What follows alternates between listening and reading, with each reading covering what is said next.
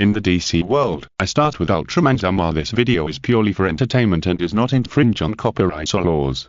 The rights to the novel and image belong to the original author. We do not claim ownership. Don't like waiting and want to listen to this fanfic in full now? Subscribe to our Patreon, where you'll find the best fanfics. Zing helps Donna solve her problem. Earthnaut. Justice League temporary base. The observation tower satellite orbiting the Earth has not been built yet. The others are building observation towers in space. Only Superman and Batman are left in the temporary base, so Batman calls out Superman's real name without hesitation. Click, I think you should know what this is all about. Batman came to Superman with a tablet, and a video was playing on the tablet. In the video, it was a battle between Ultraman Trigger and the Three Palaces Demon. When Trigger was in a difficult battle, two more Ultramen joined the battlefield. What's wrong? Bruce, the video is very good. Superman said very casually. The destructive power in the picture was nothing to him, and he could do it if he was a little more serious. Looking at Superman, who seemed to be watching this video as a TV series and didn't take it seriously at all, Batman resisted the urge to take out his kryptonite brass knuckles and said, "This battle happened not long ago. The location is very familiar to you, National City." National City? Isn't that the city where my brother is? Wait, he is the only superhero there, although he has found a few teammates recently, which means, hearing this, Superman immediately turned his mind and thought of his good brother who dreamed of drawing the boys. I guess that's your brother's true attitude, and now there are many media outlets promoting this matter. He will soon become famous. Batman told Superman about the fact that the whole Lighthouse country was going crazy about Zero and his two predecessors fighting against the Three Palaces Demon, then walked to Superman and whispered, "Find a chance to talk to him, as his brother, and I think he can be a member of the Second Justice League." "I know." Superman nodded to show that he understood, and then continued to talk about the Second Justice League. "He also told me about this matter. He is very happy to join that team." "Well, not bad." Batman said two words softly, as if Zero's behavior did not exceed his expectations. Looking at the old Bat who seemed to have planned everything long ago, Superman sighed and asked again, "What are you going to do next?" "Give them a base, then train them, send them on missions when the opportunity is right, and what to do after the Watchtower is completely completed, and the recruitment of new members of the Justice League." "Don't worry, Clark, I have arranged everything," Batman said mysteriously. "Okay." Superman lowered his head helplessly, and when he raised his head again, he found that Batman had disappeared. Looking at this scene, Superman said that he would get used to it. One night passed quickly, and the sun rose as usual the next day. The dazzling sunlight made Jello feel uncomfortable. He slowly opened his eyes and found that he seemed to be resting on something soft. "Are you awake?" Donna's voice came from top to bottom. At this time, Jello found that his head was still on Donna's thigh. It seems that he has enjoyed a whole night of lap pillow. Jello, who has been single for decades, is a little unsure about what this feeling is. He is a little panicked, his handsome face blushed, and he jumped up immediately. Puff. Looking at Jello's big reaction, Donna couldn't help laughing and laughed accidentally. "It's okay, Jello, you don't have to react so strongly." Donna smiled lightly. At this time, Jello scratched his head in embarrassment, looked at Donna and said, "I'm sorry, I was too tired yesterday and passed out accidentally." "Sorry to bother you, Donna." "It's nothing, just a friend." "Oh, by the way, Dick and Raven came to ask about your situation last night, and I said you were too tired and passed out," Donna added. "Then I really trouble you, Donna." Jello called Oya and said, "I will help you get a set of armor to control power. Try to stay away from people in the next 2 days. I will come to you when I build the armor." "Okay, then you go. I will stay here and won't run around." After hearing Donna's response, Jello immediately teleported back to the ultralight. "Oya, design the armor with me. Now." Immediately.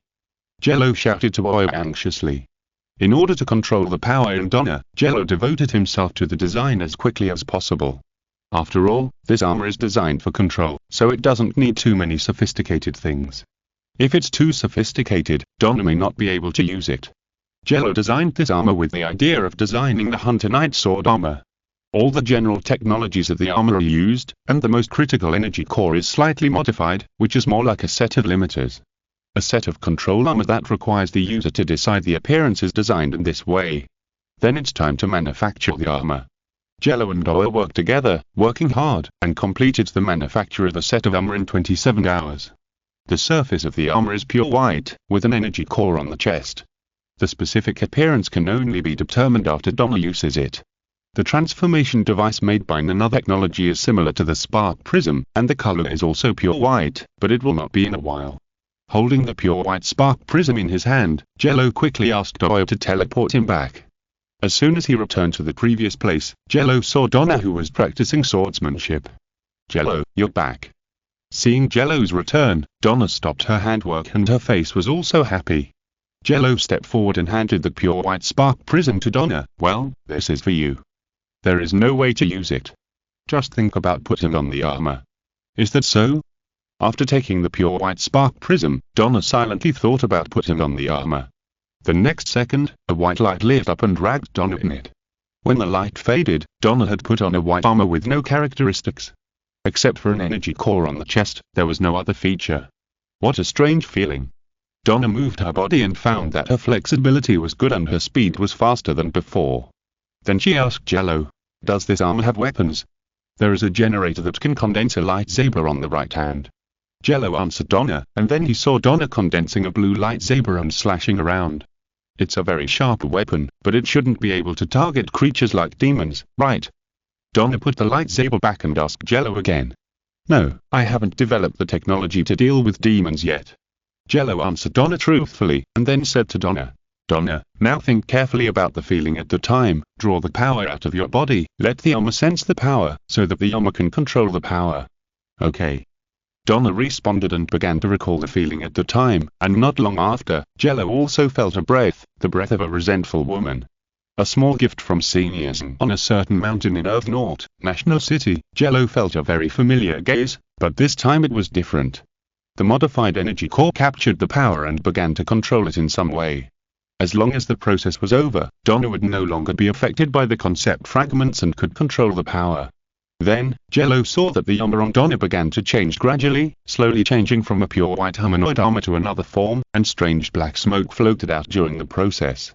This is probably the power generated by the concept fragments of Camila and Carmilla. After about half an hour, the armor on Donna's body completely changed, and the armor also underwent a very big change. At this time, the armor had many more female features, with 2 protrusions on the chest, a very thin waist, and a high-heeled support on the heel. The overall lines became quite enchanting. The color also changed to dark silver and dark gold, the helmet had a Y-shaped protrusion, and there was a prismatic crystal in the middle of the forehead. There was also a groove like a tear mark under the orange-yellow optical eyepiece. "Camila," Jello muttered, and then asked Donna, "Donna, how are you now? How are you feeling?" "Me? I feel good, and my mood is just so-so. I didn't hear or see anything." Donna answered Jello very calmly. Hearing Donna's calm voice, Jello felt relieved and said, "That's good. You can keep the armor. If there is anything, let me know immediately." "Okay, I'll get familiar with the armor and stay in National City recently," Donna replied. After helping Donna solve the problem of concept fragments, Jello returned to the ultralight. He was busy before and had no time to check his current situation. Now that the important things have been solved, Jello can deal with his own situation. Senior Tika and Senior Treacle gave Jello a lot of things in a wave of hotspots. Not only did they help him heal his injuries, but they also gave him many methods of using skills, enriching Jello's skill library. In addition, the 2 seniors also said that they brought Jello some small gifts, and Jello finally took them out at this moment. The first item was a short stick with a faint red light flashing on the top. As soon as he touched the short stick, Zero understood its importance. This was not a transformation device or a weapon, but something more important, a life solidification device. There was a solidified life hidden in this short stick, which could save lives at critical moments. The other item was a ball of light without a fixed shape. Through contact, Zero learned that this thing was called the Origin Sublimator, which could help him draw out the power in his body without burning his life or taking shortcuts. As long as Zero chose a fixed appearance, he could use the Origin Sublimator to become Ultraman higher, but each transformation would only take 3 minutes and there would be a 24-hour interval, but it was still very powerful. As for who the maker was, when Zero got these 2 things, a blue Ultraman automatically appeared in his mind. After putting away the 2 gifts, Zero began to use his own abilities and the equipment of the ultralight to check his own status. Tigger and Trigger had healed all their injuries, including the axe that Steppenwolf had chopped for him, so that Zero could continue to grow in strength. After this battle, the fusion degree of Zero and Ultraman concept fragments has completely entered the first stage, which has also increased Zero's overall upper limit. Except for the meta field detonated by Zero, which needs several weeks to repair, everything else is okay. After understanding his own situation, Zero opened his palm, and a group of particle matter floated in his palm. This group of particle matter has no corresponding data in the ultralight database, which means that this is Zero's own unique particle. Unlike the phantom particle that suddenly appeared before, this new particle has much stronger characteristics than the phantom particle. It takes a process and loss for the phantom particle to switch to other particles, but the new particle does not.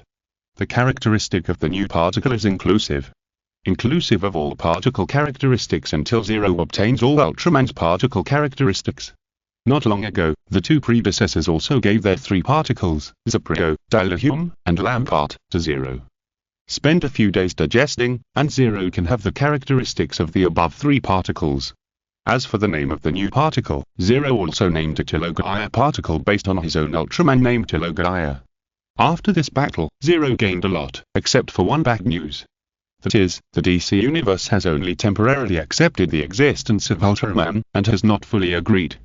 This led to a limited time for Zero to become Ultramantified. Even if he gets rid of the time limit in the future, he will only have a 3-minute limit before the DC Universe fully accepts him. The same applies to other concept fragment holders. We have to find a way to get a machine that travels through parallel universes to recycle other concept fragments. Zero said, touching his chin. Concept fragments are not something that can be recycled. Ownerless concept fragments will automatically extend to corresponding cosmic people or monsters, and ownerless ones will also give the other party power. Moreover, Zero's own Ultraman concept is not complete, and he needs to go to other parallel universes to get it back before he has the potential to officially step onto the table. But before that, Zero still needs to replenish his energy and relieve fatigue. These 2 days have been a bit too busy. As Jello lay in the energy absorption chamber, the high-intensity Defaletta light and radon were absorbed by the body and slowly transformed into the all-embracing Dilithium particle energy. While Jello was sleeping, on the moon, in a crater, a figure with blue skin all over his body was overlooking the Earth. He was naked because clothes had lost their meaning to him. After constantly reviewing the images of Jello fighting the Three Palaces demon, he finally made a decision to erase it. Butterfly from other worlds, I can't let you continue to interfere with the experiment. The blue man thought about it and wanted to manipulate the probability so that Jello died silently, and no one would notice Jello's disappearance. This universe that he had restarted with the help of the Flash has undergone too many changes because of Jello. For example, the Kents were supposed to die before Superman debuted, which led Superman to another path, but Jello changed the car accident, and the Raven was supposed to be taken away by the Three Palaces demon. But when the power was about to reach the atmosphere, it disappeared. The blue man was puzzled, wondering who was stopping him. Don't disturb me while I'm watching the show, Dr. Manhattan. I have a low fever recently and I'm not feeling well. I'm sorry, everyone. Chapter Team Assemble. End of chapter. Earth North Moon. On the deserted moon covered with dust, Lucifer, wearing a sophisticated black suit, was silently watching Dr. Manhattan. Why would he stop me when he has never seen such a being before? Dr. Manhattan was puzzled, so he asked Lucifer, why do you want to stop me? He is just an insignificant life, and he can't change anything. Humph. Lucifer sneered and said disdainfully, if he can't change anything, why do you want to eliminate his existence? But you have no reason to stop me. Dr. Manhattan said calmly. Forget it, I can't explain it to you here. Lucifer frowned, then snapped his fingers, and with a snap, he forcibly took Dr. Manhattan to a space. As soon as he entered this space, Dr. Manhattan realized that he couldn't escape in a short time, but he didn't need to escape for the time being, because he still needed answers. Imprinting the surrounding scenes in his mind, Dr. Manhattan found that this was still a Broadway theater, and there were opera singers performing forced on the stage. Sit down. You should have the right attitude when watching a drama. And put on your clothes. Lucifer, who was somewhat unhappy with Dr. Manhattan, forced him to sit on the chair and put on his clothes. Feeling everything Lucifer did to him, Dr. Manhattan did not resist at all. It was not until he changed into a formal dress and sat on the chair that Dr. Manhattan asked Lucifer, "You have no reason to do all this. I think fun is the only reason. Lucifer smiled and looked at Manhattan, and said cynically, I go to investigate cases with my girlfriend during the day, and watch an episode of a TV series after the date at night. Each TV series is updated once a week. Don't force me to remove the reruns I watch on Saturday night, understand? Dr. Manhattan was speechless for a while. He couldn't understand why Lucifer, who was more terrifying than him, was still obsessed with such low-level interests. You said I was low-level. Lucifer's eyes suddenly became unfriendly, and Dr. Manhattan felt pressure for the first time in an instant. In an instant, the multiverse seemed to be exerting pressure on him. No, it was a higher level of pressure. Dr. Manhattan felt that he couldn't even think too much. I'll tell you only once, don't change anything that has happened in this universe. This is not a notice, it's a threat.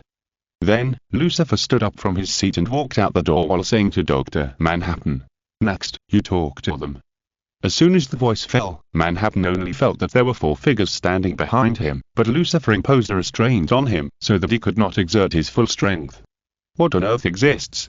Dr. Manhattan thought. They are collectively called the Mysterious Four in the multiverse of that little guy. Don't underestimate them. When they join forces, even the 3 palace demons and Darkseid have to worry. Each of them has unique features, each has unique skills, and their fighting spirit and patience are amazing. The secret weapon will bring you unexpected surprises. After reading this string of funny lines, Lucifer felt that he was very upset with Dr. Manhattan, so he left here happily. Only Drive Manhattan was left looking back at the 4 Ultramen in the mysterious realm. What happened after that? No one knows.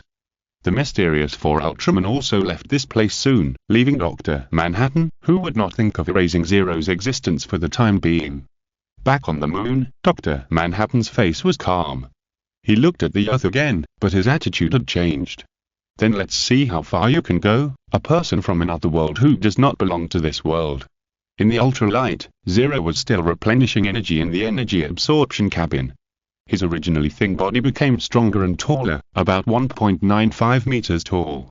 After about a week of hibernation, Zero's body was full of energy again, and the repair work of the Meta Realm was also completed by a quarter, and the Meta Realm after the repair showed a trace of vitality. Opening the hatch, Zero, who had become taller, jumped out of it, fell to the ground, and took a deep breath. A large amount of air in the ship entered Zero's lungs, allowing him to breathe the air he had not seen for a long time. He stood up slowly.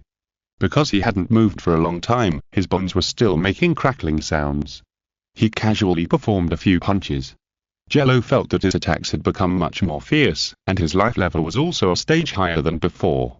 However, has anyone come to see me during this period? Realizing that he had been away from his relatives and friends for some time, Jello asked Oyo if he had any messages or anything. There are many, Mr. Clerk, Miss Lina, Miss Raven, Miss Donna, Mr. Dick, and your parents. During the conversation, Oyo popped up the message panel for Jello to see. After replying to a few messages, Jello clicked on his brother's message, which also included a map. Come to Happy Harbor quickly, I'll find you when you get there. Seeing this message, Jello knew that something was waiting for him, so he rushed to Happy Harbor. In a very early timeline, Happy Harbor was the first base of the Justice League, but it was later exposed for some reason, causing the members of the Justice League to choose the Watchtower as their base. Outside Happy Harbor, Jello is wearing a denim jacket and sunglasses. 2 seconds later, Jello Kent, a Superman in combat uniform, approached Jello and took him to a secret base. The secret base was spacious and there were many people inside. Jello knew Dick, Starfire, Raven, and Donna. He didn't know a green-skinned girl led by Martian Manhunter and a black boy led by Aquaman. When all of them were present, 3 figures finally arrived. Uncle Barry, we're late. The white boy wearing a uniform with a lightning logo and showing his red hair complained to the Flash. Seeing his nephew start to blame him, Flash suddenly felt a headache, and then he threw the blame away. Blame your Uncle Hal, we set out late because of him. You two are late every day and you blame me. Do you still have any shame? Green Lantern Hal Jordan complained, even those who haven't joined the Justice League have descendants here, but I haven't found any descendants of the Green Lantern on Earth. Before he finished speaking, Green Lantern, Flash and the boy felt a very scary gaze and immediately shut their mouths. Then, the owner of the gaze, Batman, spoke. We gathered you here to form a team to carry out the mission. The mission will be very dangerous. If you want to leave, I won't stop you. Ugly words are said in advance, but who is not young and energetic when brought here by the elders? How can you quit like this? Seeing that no one has the intention to quit, Bachman continued to speak. If none of you quit, I will declare the team established. Your temporary code name is Outsiders. This will be your base temporarily. After the official establishment, you can choose your own team code name. The first official mission will be carried out on March 23rd at Angkor Wat. Before that, we will send Wonder Woman, who has joined the Justice League, and Martian Manhunter, who has not yet joined the Justice League, to train you. Can you accept it? Wow, it's so cool to fight supervillains with other teammates. The boy next to the Flash's eyes suddenly lit up. The girl hiding next to the Martian Manhunter was a little shy, just thinking silently in her heart, can I become friends with them? Believe in yourself, Megan, you can do it as long as you don't run into that person, it's fine, the black boy next to Aquaman thought secretly. Jello and the others who knew each other at the beginning didn't have any ideas. Everyone came here with the mood of knowing it long ago. Except for Donna, who felt a little uncomfortable when she heard Wonder Woman. Everyone agreed to the establishment of the team. At this point, the Outsiders team was assembled. For the sake of plot development, the mysterious four heroes in this work possess strength comparable to powerful enemies such as Funita and Darkseid. Chapter 1 Mission Earth North Angkor Wat Time March 23, 2015. After a period of training, the Outsiders team set off for the first mission location designated by Bachman, Angkor Wat. Before the Outsiders team gathered, the Justice League detected strange fluctuations here, but they were short of manpower, so they temporarily put it on hold. After the Outsiders team was formed, Bachman decided to use it as a trial mission for the new forces. Angkor Wat is the largest temple-like building in the world, and it is also the earliest Khmer-style building in the world. As one of the world's famous attractions, it welcomes countless tourists every year, bringing very rich tourism income to the country. And today, Angkor Wat welcomes such a group of foreign tour groups. Do we really need to be like this? Aren't we here to perform a mission? The 15-year-old boy Flash Boy Wally West, who has red hair and a few freckles on his face, began to feel bored with the surrounding scenery. In his impression, aren't superheroes busy saving the world? Why are they still like students on a spring outing? Caled, who was only 1 year older than Wally but looked much more mature, advised, if there is no problem, just treat it as a trip abroad, Wally. Because Caled was a hybrid of human and Atlantean, he had cheeks on his neck, so he wore a high-necked sportswear. Okay, Wally lowered his head in frustration, while Caled looked at the people in the distance. Look, aren't they having fun? Raven, who was in disguise, and Megan, the masked girl, were having fun, both of them holding a lot of local specialties. Oh, by the way, the funds for this mission were fully provided by Bachman, so the young people were having a lot of fun. Dick's relationship with Starfire has been progressing rapidly in recent times. Now he is being hugged by Starfire and they're in a world of 2 people, so sweet that other single dogs can't help but say that they have enough for dog food. As for Jello, this unhuman guy is taking advantage of his appearance to take photos with other female tourists, smiling brightly. After taking the photos, Jello even came to Donna and asked about the situation. How is it? How do your concept fragments react? Jello asked with a beaming face. Donna was speechless for a while after being treated by Jello. She thought that this guy was even angry about the concept fragments, which was too inhumane. So she raised her right hand, which had been quietly replaced with the control armor. The armor had the function of optical invisibility, and outsiders could not see the armor without careful observation. Then she said unhappily, look, even the concept fragments were angry by you. Jello's Ultraman concept fragments of course included Tigger and Trigger, which made Donna's 2 resentful fragments obsessed with Jello. Jello was so stubborn that he took photos with other opposite sexes in front of the 2 resentful fragments. It seems that my first guess was right. Jello looked at Donna's right hand and said, then asked Donna, Donna, can you do me a favor? What favor? Donna looked at Jello with some vigilance. Although Jello is a kind-hearted and helpful person most of the time, who knows why he likes to put on a thief's face sometimes, which makes Donna worry about Jello. Hold my hand. Jello said something that Donna didn't understand. What kind of favor is this? Donna was confused for a moment, but she didn't refuse Jello. She stretched out her hand and said, go ahead, no one else wants to hold my hand anyway. Thank you. With permission, Jello held Donna's hand. When they first touched, Jello found that Donna's hand was somewhat rough. After all, she was a warrior, and she didn't have a life form like Jello that could evolve continuously, so she would have some calluses. It was the first time to hold hands with a man. Although she knew that Jello was thinking about something messy again, Donna's heartbeat was somewhat faster. If it weren't for Jello's very inappropriate remarks. "Donna, how do you feel about the reaction of the concept fragments now?" Jello asked in a gloomy tone. Donna, who was a little distracted, was pulled back to reality. After a long silence, she said, "The concept fragment you said has no reaction."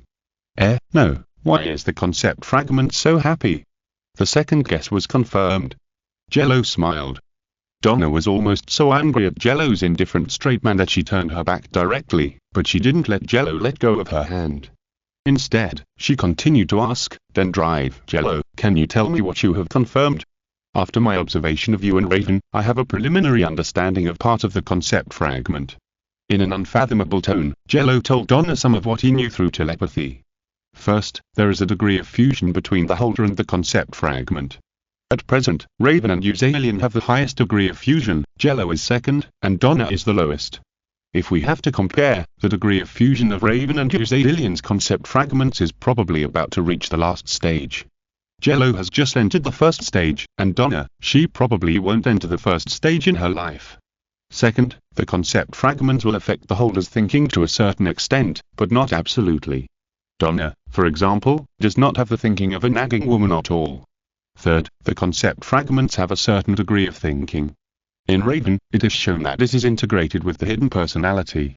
Jello thinks that this needs to be studied in depth, because the Ultraman concept fragments in his body also contain some not-so-kind guys. What if he has a hidden personality and runs out with those guys one day? If there are ownerless and unextended concept fragments for me to study, I believe I can know more. After saying the above, Jello added. After hearing the words that were somewhat confusing to her, Donna said in a low voice, "Is that so? I need more time and resources. Please control the concept fragments for a while longer, Donna." Jello frowned and said, "It's okay, it's just self-control. This is the first thing I learned after holding the sword." Donna smiled slightly, and her smile seemed to contain infinite confidence. The outsider tour group wandered around for a whole day and did not find the special fluctuations mentioned by Bagman, so they returned to the hotel to discuss countermeasures. At this time, 2 more foreigners came to this land. They were 2 men with strange tattoos on their faces. The taller man asked, "Moba, are you sure that the Lord of Heaven is right? Is there really such a thing here?" "I don't know, Zane, but just listen to the Lord of Heaven's orders and report back truthfully." The thinner man replied, "I'm feeling a little unwell, so the updates will be a little late these 2 days. Zang Machinery, Earth North Angkor Wat time. Night of March 23, 2015. After being a tourist group outside for a day but finding nothing, the Outsiders team returned to the hotel. Calder and Wally were eating pizza in a room, Raven and Megan were playing with travel souvenirs in their room, and Dick and Starfire were brewing emotions for the abstract paintings of the evening. As for Jello and Donna, they were in a room, watching the Justice League recruiting new members on TV far away on the other side of the ocean. The land in Washington, D.C. that was originally allocated to the Justice League by the Lighthouse government has been funded by Mr. Wayne, who does not want to reveal his name, and has been used to build a hall in a very short time. The appearance is particularly luxurious, and the Pantheon is nothing in front of the Hall of Justice. Now is the day when the world's first superhero team Justice League announces new members to join. According to reliable information, the superheroes joining the Justice League this time will be Hawkgirl, Black Lightning, Martian Manhunter, Elongated Man, Ice, Fire. Looking at the energetic faces on the screen, Donna couldn't help but complain. They enjoy the feeling of being in the spotlight, while we are carrying out shady missions in other countries. The gap is really big. Are you jealous? How about we join the Justice League too? Jello smiled and looked at Donna. Of course, he knew that Donna didn't mean that, but he also doubted whether the existence of the Outsiders team would be known to the new members of the Justice League except Martian Manhunter. However, there was one thing that surprised Jello, that is, Green Arrow and Shazam did not join the Justice League. Jello could understand Shazam. After all, this guy looked very mature in the outside world, but it was said that his performance was sometimes not as good as Wally and Kale, the 2 miners. Batman probably wouldn't agree to such a childish guy joining the Justice League. After all, this guy was really not as old as Wally before he transformed, Jello thought secretly. As for Green Arrow, Jello suspected that this guy had reached some kind of consensus with Batman and would join an organization outside the Justice League and become an insider of the Justice League. Forget it. Donna's eyes rolled up and she waved her hands. I'm having a headache just thinking about the troubles that will come, and I only have one goal when I leave Paradise Island. Goal? What goal? Jello suddenly became interested, but Donna didn't want to say more and immediately changed the subject. You'll know later. Donna said ambiguously, and then talked about this mission again. But speaking of this mission, do you think we will really find something? Or just treat it as a trip? I just don't believe that the Justice League will make such a small mistake. Jello replied. Based on his memory, Jello remembered that Angkor Wat seemed to be related to another superhero Wonder Girl. There seemed to be a magic weapon here, but he didn't know if someone would get there first. If not, Jello didn't want to miss a magic weapon that he could use. Well, good night. Donna shrugged. Anyway, she had nothing to do, so Donna planned to rest. Since being in the same room with Zero had a good calming effect on the two resentful woman concept fragments, Zero and Donna were in the same room. The other people who didn't know the situation thought that they were already a couple. Zero and Donna were too lazy to explain. After all, the resentful woman fragments were hard to explain, and it would be easy to make things worse. You go to sleep first. I'll go adjust my armor and be back soon. After greeting Donna, Zero asked Oya to teleport him back to the ultralight. A blue light flashed in the room, and Zero appeared in the ultralight. Oya, how is my new armor adjusted? Zero asked Oya. Since the DC universe will more or less reject the Ultraman posture, this will lead to the Ultra armor becoming Zero's means of enhancing normal combat power for a long time in the future. After the damaged UA-0 Evil Tiger armor, Zero and Oya completed the UA series' No. 1 armor UA-01 Tiger armor during this period.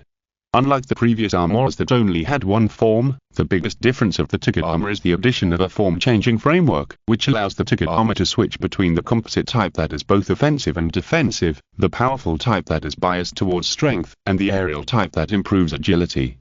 In terms of armament, the Cryosphere has been replaced with the official version, with better output and stability. There is nothing much to say about the composite type, which is not much different from the Evil Tiger armor. The other two forms are only possible because of the technology used. The power type uses the burner system, which is improved from the Burning Lion system of the Leo armor, and the weapons are a pair of gloves called Dilohum bombots. After switching to the aerial type, there will be an extra thruster on the back of the armor, and the thrusters and stabilizers of the leg armor will also be increased. This module is called the Lampart Sora by Zero. The technical concept refers to some of Krypton's phantom engines, which can achieve silent breakthroughs at the speed of sound, and the upper limit is higher. The Gundam system that Zero had high hopes for was also installed on the Tiger armor. The biggest function of this system is to import the data of the corresponding Ultraman into the armor, so that the armor can evolve towards the corresponding Ultraman, and it can also serve as an anchor for Zero to summon his predecessors. As for the energy core, Zero upgraded it to version 1.3 inches 1 go, ensuring that the core does not need to be replaced for a period of time. The Tiger armor is ready for actual combat. Oya replied. Hearing this, Zero was delighted and ordered Oya, give me the armor, Oya. Okay. In response to Zero, Oya handed the Tiger armor's transformation device, the Godlike Rod, to Zero. Holding the slightly cold Godlike Rod in his hand, Zero felt so good for the first time. He handed the Godlike Rod to the Broken Watch, and then returned to the hotel room to rest. On March 24, in order to investigate more suspicious places, the outsider team was divided into two teams. One was the Alpha team consisting of Jello, Donna, Raven, and Wally, and the other was the Beta team consisting of Dick, Starfire, Megan, and Calder. Can everyone hear it? Dick tested the telepathic communication network established by three members with telepathic abilities. Megan and Jello already have telepathic abilities, and Raven also awakened her telepathic abilities after training, so the team's telepathic communication is composed of 3 people, so there is no need to worry about one of them falling unconscious and causing the telepathic network to collapse. After testing the communication network, the two teams went to investigate in 2 different directions. If you're listening to this novel on a channel other than Fanfic World, it means they downloaded and uploaded it without effort. We cordially invite you to visit our channel, Mundo Fanfic Novel, as there you'll find the original version of this story and you can explore many other novels of various genres. We're waiting for you to immerse yourself in a world of incredible novels. Chapter Pyramid Earth Naught, near Angkor Wat time.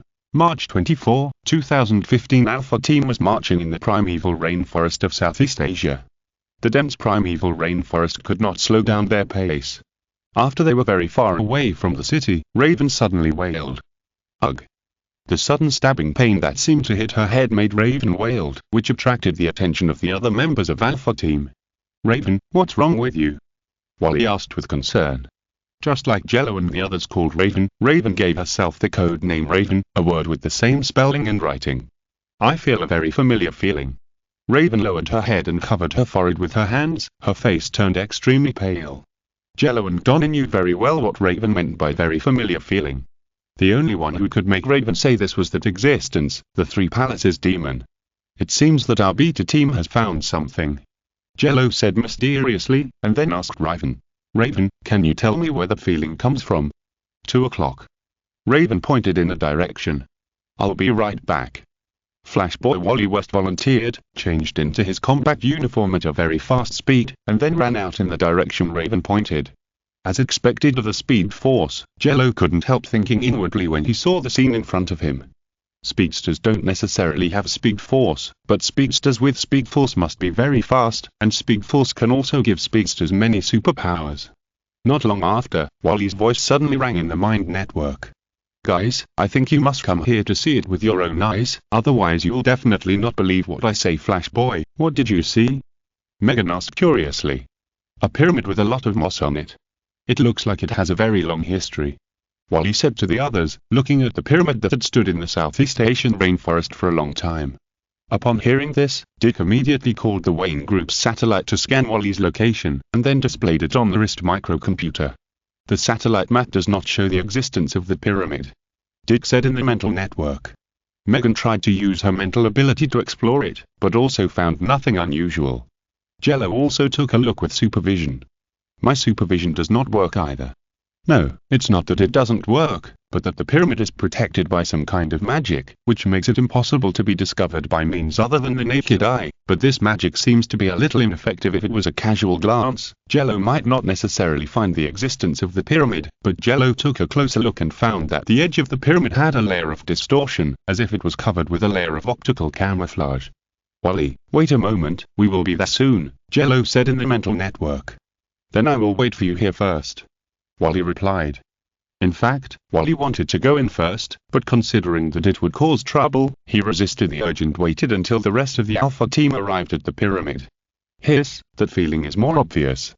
It seems that I am not welcome here. As soon as she came near the pyramid, Raven felt a headache getting stronger, as if she was not welcome here.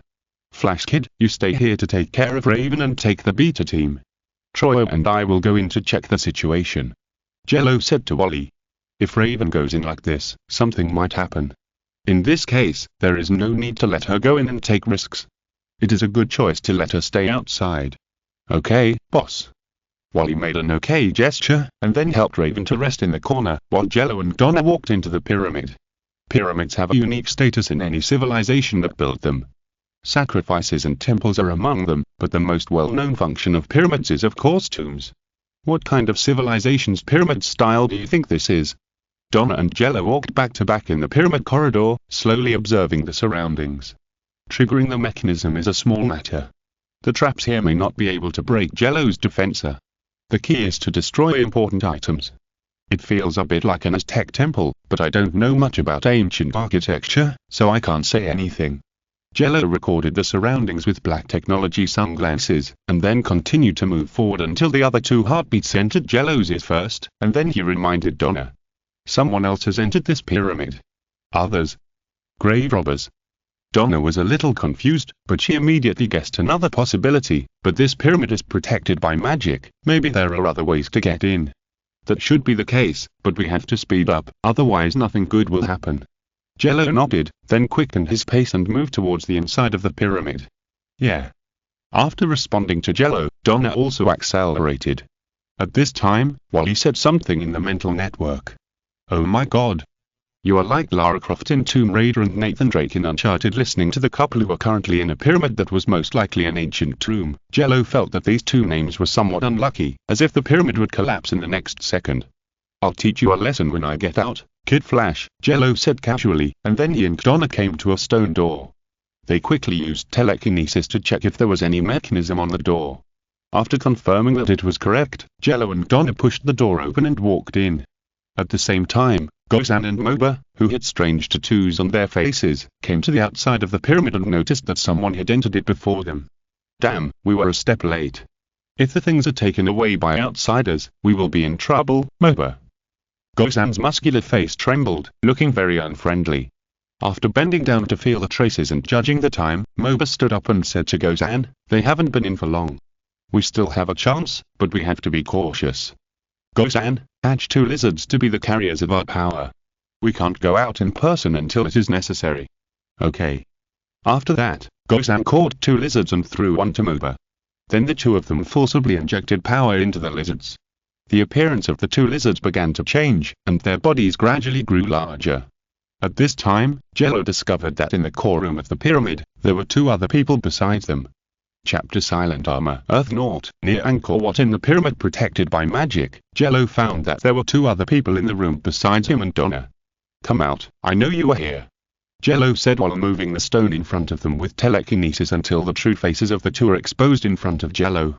The man was tall and handsome, with his upper body exposed, showing off his fairly good muscles.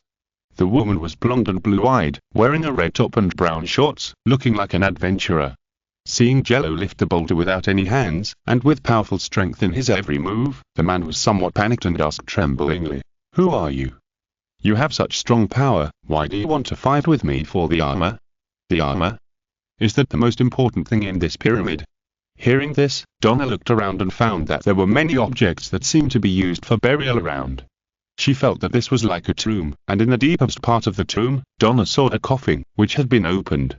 She approached slightly and felt a vibration coming from inside. "No. You can't take the armor away." The man tried to stop Donna, but the girl next to him was worried that Jello and Donna would hurt them, so she wanted the man not to act rashly. "Guys, don't go. Damn it, even Cassie you want to stop me." Hearing this, the man called Diesel showed a fierce look. At this moment, he was extremely eager for the so-called armor in the pyramid, and anyone who wanted to stop him would be regarded as an enemy. Cassie. Hearing this name, Jello thought of a person, the future young hero Cassie Sandmack, whose full name is very long. She is the granddaughter of Zeus, the king of Olympus, and her biological father is a demigod. It seems that she will get a set of magic armor here and gain powerful abilities. Too lazy to pay attention to this idiot who is destined not to gain power, Jello walked towards Donna. "Did you find anything?" Jello asked as he walked over. Boom boom, a loud noise suddenly came from the room, and the entire ceiling seemed to be shaking. A lot of gravel and sand fell, making the 2 ordinary people Diesel and Cassie covered in dust, but Jello and Donna were safe and sound. "The thing in the coffin has awakened." Donna shouted to Jello. "Stand back, Troya." Indicating Donna, whose defense was not as good as hers, to retreat, Jello immediately flew forward. A dazzling golden light burst out from the coffin, and Diesel and Cassie behind them felt that their eyes were almost blinded, while Jello saw a figure in armor standing up from the coffin in the golden light. The armor was mainly black, and was covered with spikes all over the body. Overall, there was no design, it was just to protect the user, it was not beautiful at all, and it was even very ugly. "Intruder. Stay away from here." The armor's mouth opened and closed, making a creepy sound. The language seemed to be the ancient language of Angkor Wat. Jello could not understand it, but while the other party was speaking, Jello also saw bones that had not been completely weathered. Did some kind of protection mechanism trigger? "It's just right, let me try the ticket armor too." Jello thought secretly, and made a gesture to Donna behind him to represent retreat, and Jello rushed towards the black armor. A green light flashed on his wrist, and the transformation device of the Tigger armor, the Divine Light Stick, appeared in Jello's hand. The wing-shaped part opened, and accompanied by a strong white light, the Tigger armor was worn on Jello. Wearing the Tigger armor, Jello swung his right fist and collided with the black armor. Bang! A muffled sound sounded in the tomb, and the hurricane-like shockwave spread to the surroundings, blowing away many funerary objects, and even the 2 living people, Desai and Cassie, almost couldn't stand. "That's it?"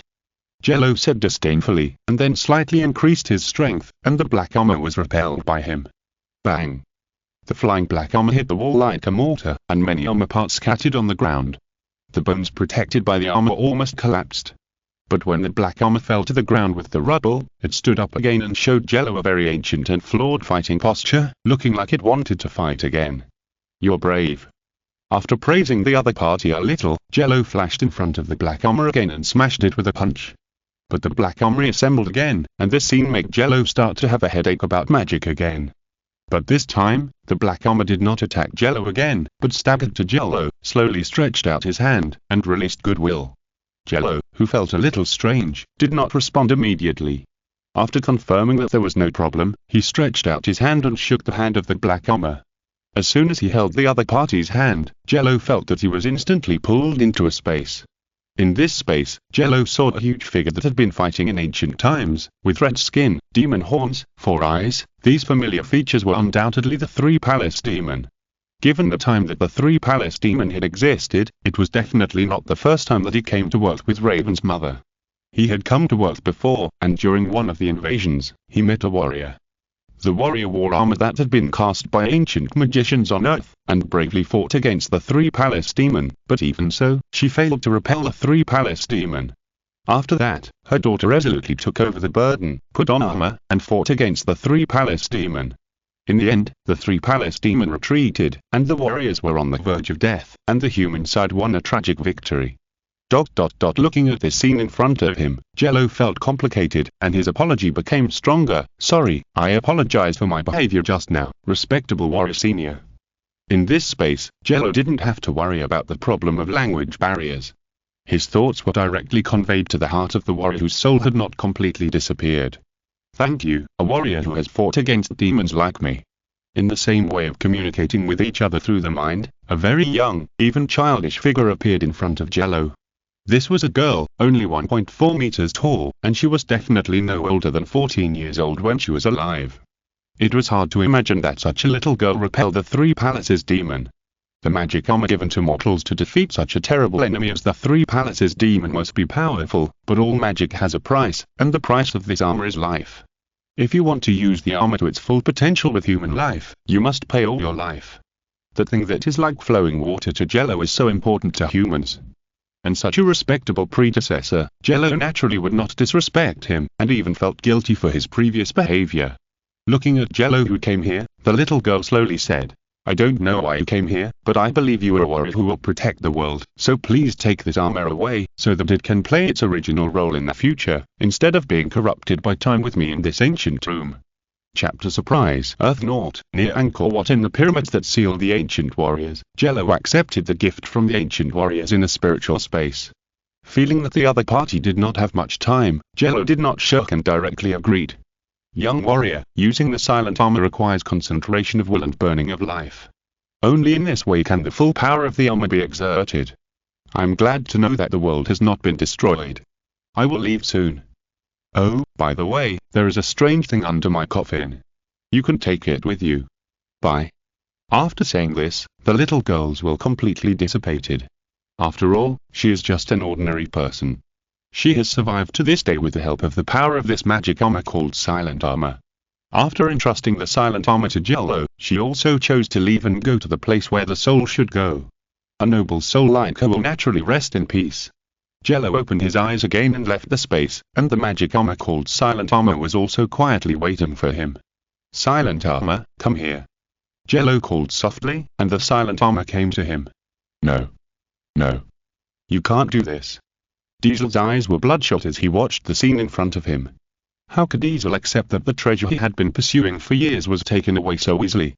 Since it was given to Jello by the previous owner, the Silent Armor seemed very quiet and well-behaved, and there was no obsession on it.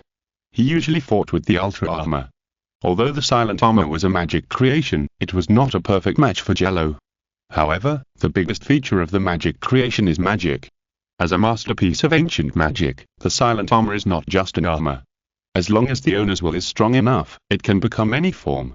I saw a dazzling light appear in the tomb again, but this time the color of the light turned white. When the light dissipated, the Silent Armor had disappeared in front of the other 3 people. Only Jello knew that the Silent Armor had turned into a bracelet on his right hand, and its name was changed to Silent Bracelet. The biggest function of the Silent Bracelet is to increase Jello's magic damage and make up for Jello's shortcomings in dealing with magic enemies.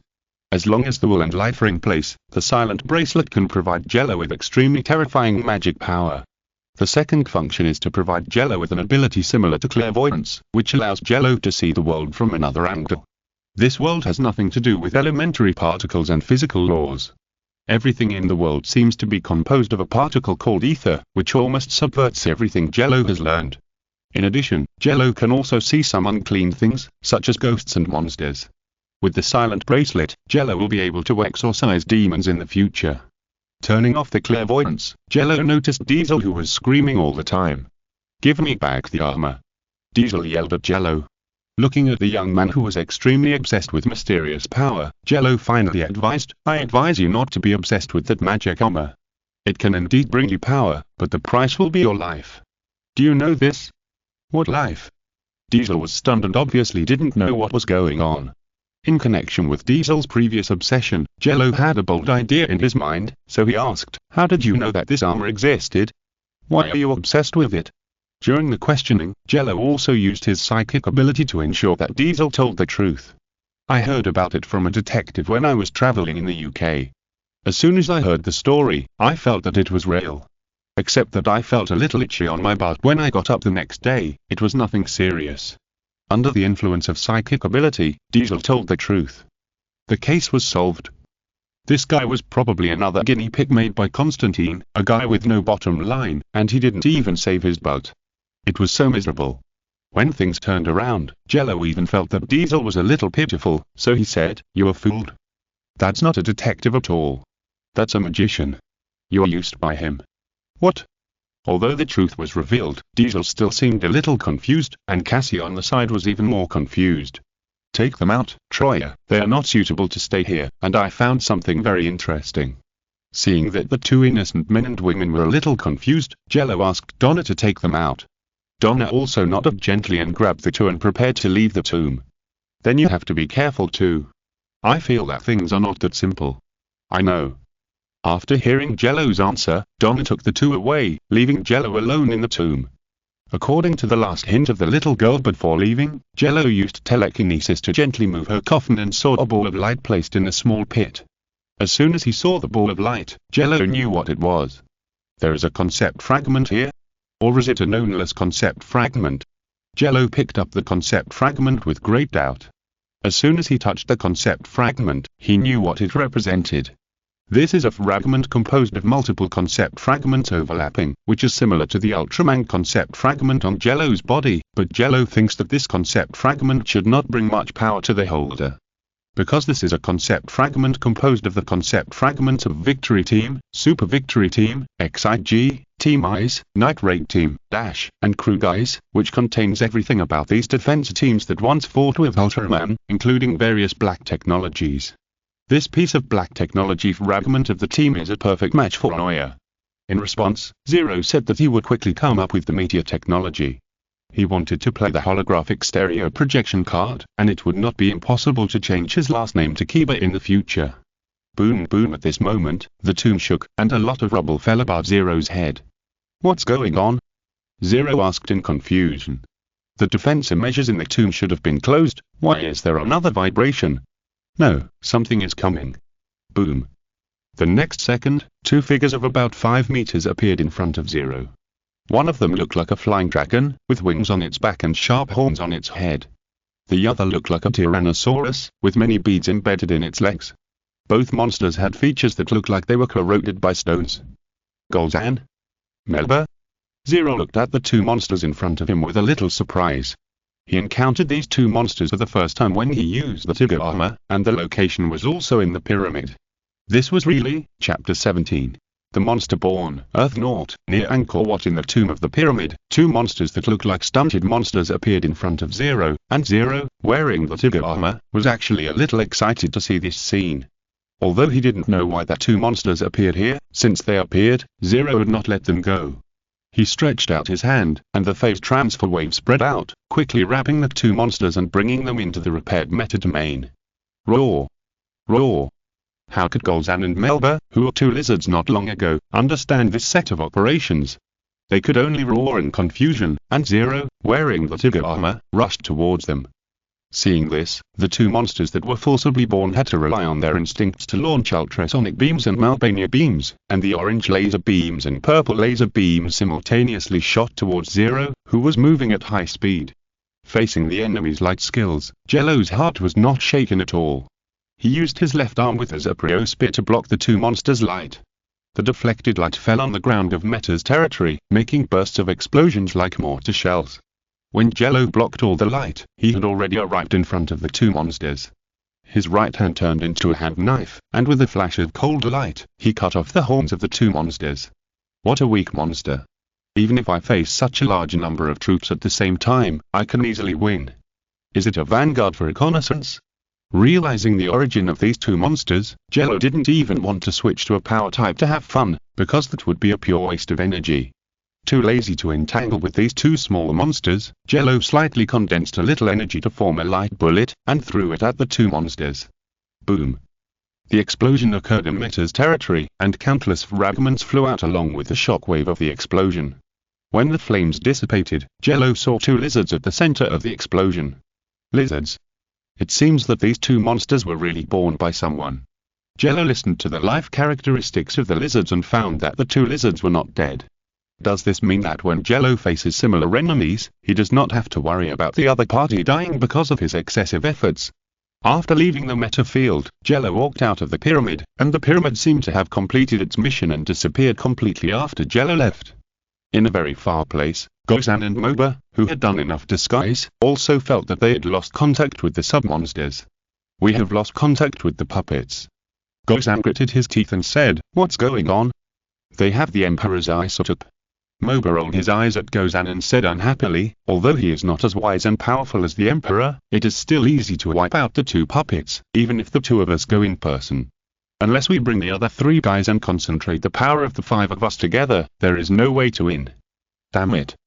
Gozan gritted his teeth in anxiety, but he had no choice. Seeing that Gozan was somewhat anxious, Moba was helpless and had to persuade him, "For the sake of the plan, we can only retrieve now, otherwise we will be discovered by the people of this world, and the task of retrieving the fragments that Lord Tianhuang asked us to do will only be declared a failure. Do you understand?" "I understand." Gozan's chest rose and fell greatly, and he looked very indignant, but he could not do anything. When the two were about to leave the rainforest, Gozan took a last indignant look at Jello's location and thought to himself, "Sooner or later, we will have a day of fighting." After meeting with the other people in the team, Jello and his team boarded the return plane. The plane was provided by the chairman of the Wayne Group privately. It was unmanned and did not need to consider the pilot issue. Although Jello said that he wanted to fly the plane, Dick finally refused. Sitting on the plane, the young people of the outsider team were not idle either. They were fighting wits and courage with the mission brief. I have never written such a thing. Wally looked at the mission brief in front of him and scratched his hair. Raven wasn't much better, and she dropped out of high school, so she had a headache looking at the mission briefing, but she was much calmer, and even discussed with Megan how to write it. Calder reported the truth very calmly, and Dick said he was used to it. Only Jello was teaching Donna how to shout "fuck Batman" to be more imposing. The damn Batman said that he wanted to see the mission briefings of all the Outsiders team members before the plane landed, and each person had 5,000 words.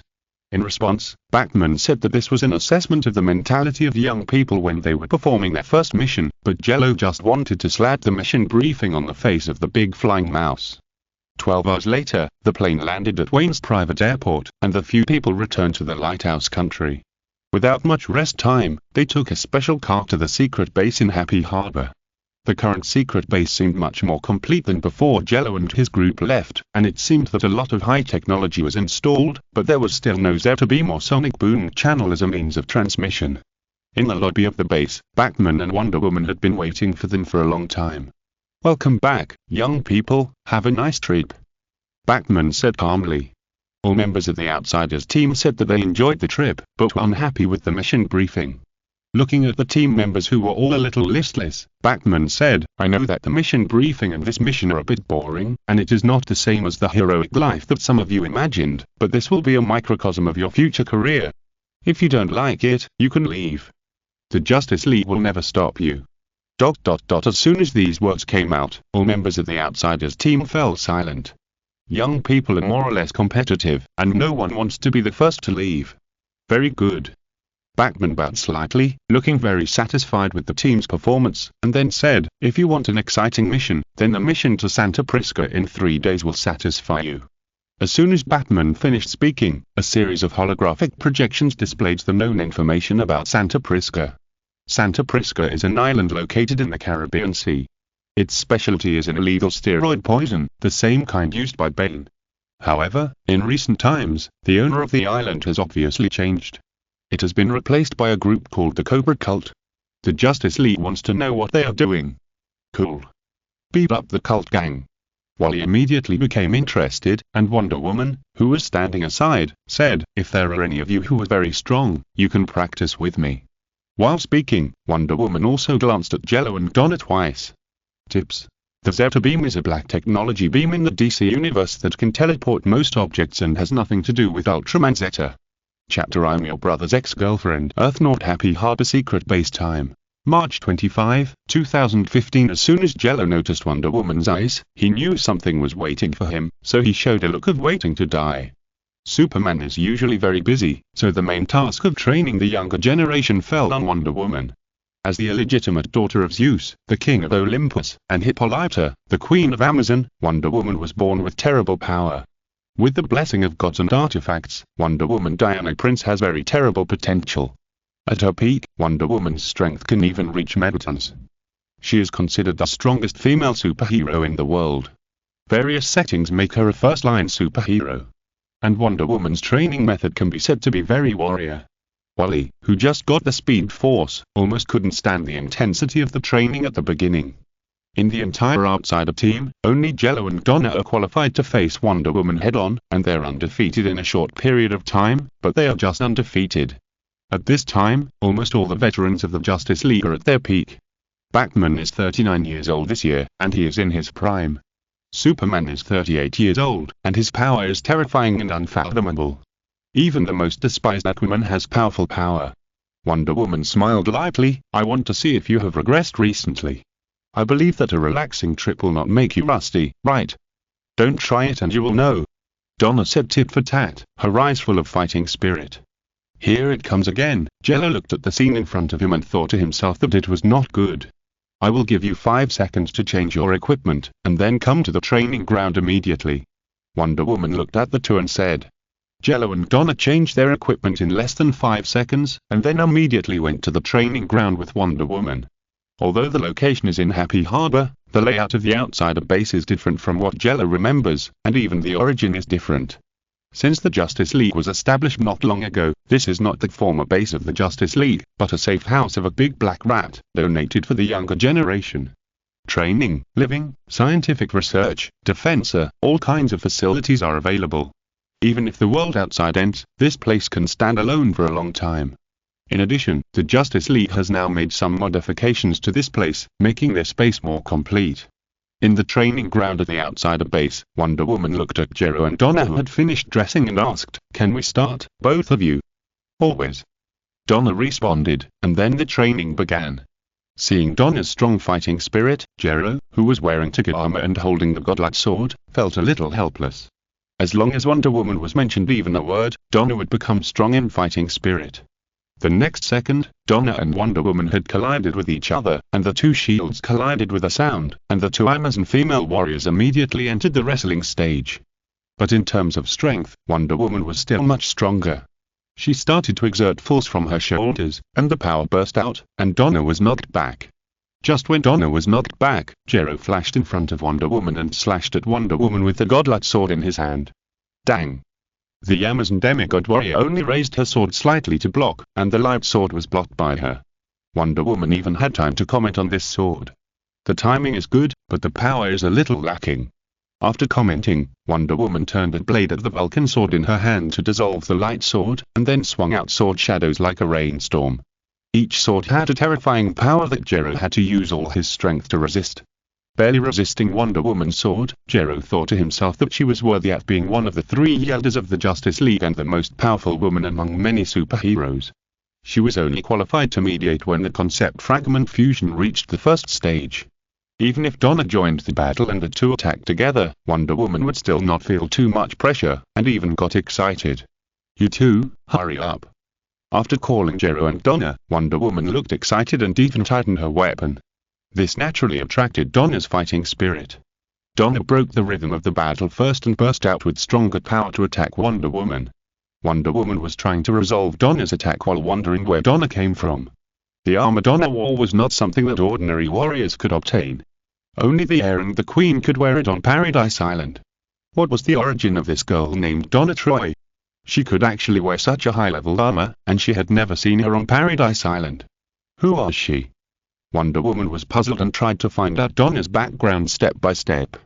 About 3 hours later, Zero removed the ticket armor and took a few deep breaths before he recovered. He asked, "Why do I feel like I was involved?" "You should ask your brother about this." Wonder Woman smiled at Zero and pointed the finger at Superman. Zero hesitated and said, "My brother?" "Yes, I'm your brother's ex-girlfriend." Wonder Woman said something shocking. Hearing this, Zero, the #1 super exhibitionist in the universe, was furious on the spot and said that he would definitely use the kryptonite laser cannon to hit Superman. "You had this kind of relationship before? How come I didn't know?" Jello said in astonishment. He had never heard of this from the little curly-haired boy.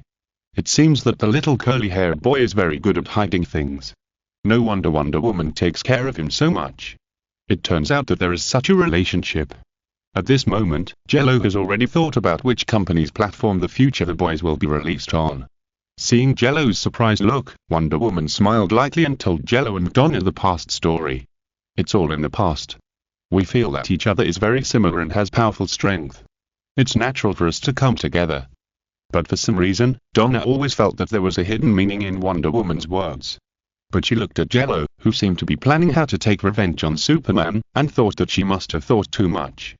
This straight guy would definitely not think of that step. After learning about this past event, Jello said goodbye to Wonder Woman and Donna, and asked Oya to teleport him back to the ultralight. "Oya, can you use the concept fragment?" Jello asked tentatively. Oya, who was in a sense the embodiment of a concept fragment, calculated and found that he did not have such a limitation, so he replied to Jello, "You can test whether I have this function." Tips. In the New 52 era, Superman and Wonder Woman were a couple for a long time, but later separated. The disease is still not completely cured in Jello. Even dogs have conceptual fragments. Earth Naught, National City in the ultralight, Zero was testing whether Oya could extract the technology of the concept fragments, and after half an hour of testing, Oya also got an answer. "I have this ability, Zero." Oya replied. Hearing this, Zero smiled and said, "Very good, Oya." As for which defense team's technology to extract first, Zero already knew it very well.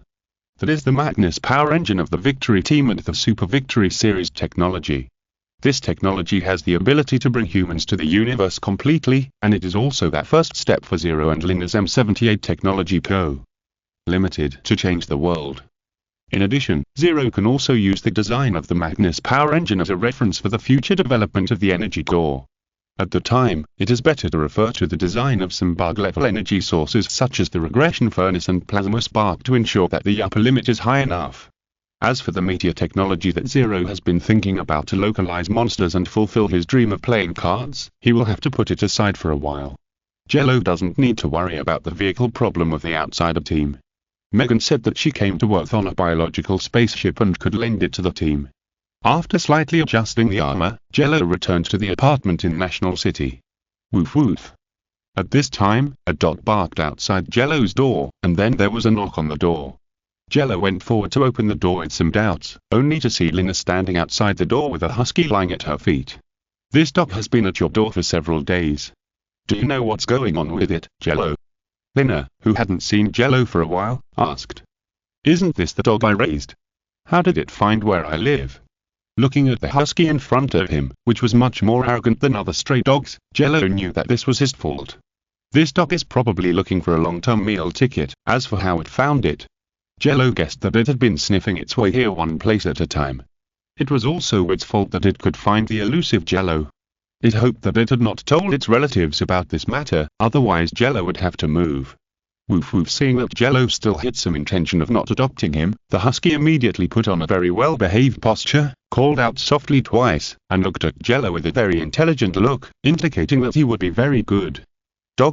In response, Jello said that the behavior of the husky breed was very distrustful, and coupled with this extremely intelligent look, he was more determined not to adopt this dog.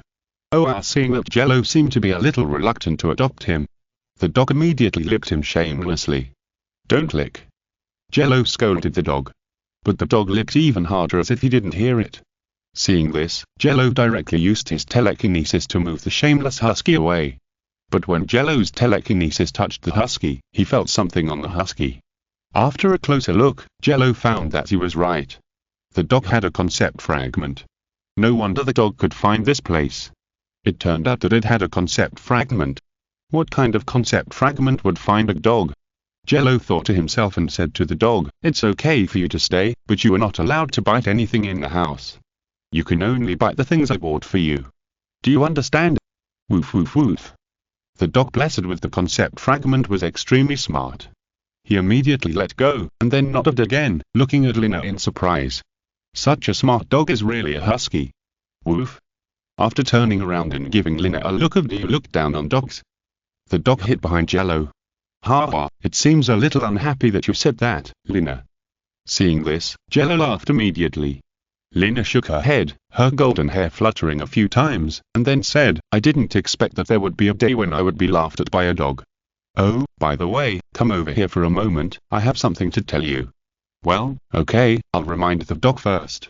After responding to Lina, Jello gave the dog some more instructions, telling it that if he came back and saw even a bite mark, he would have to eat dog meat hot pot tonight, and then he walked into Lina's apartment. After helping Lina make sure that no one would eavesdrop, Jello asked Lina, "Is it something about the company?" "Yes."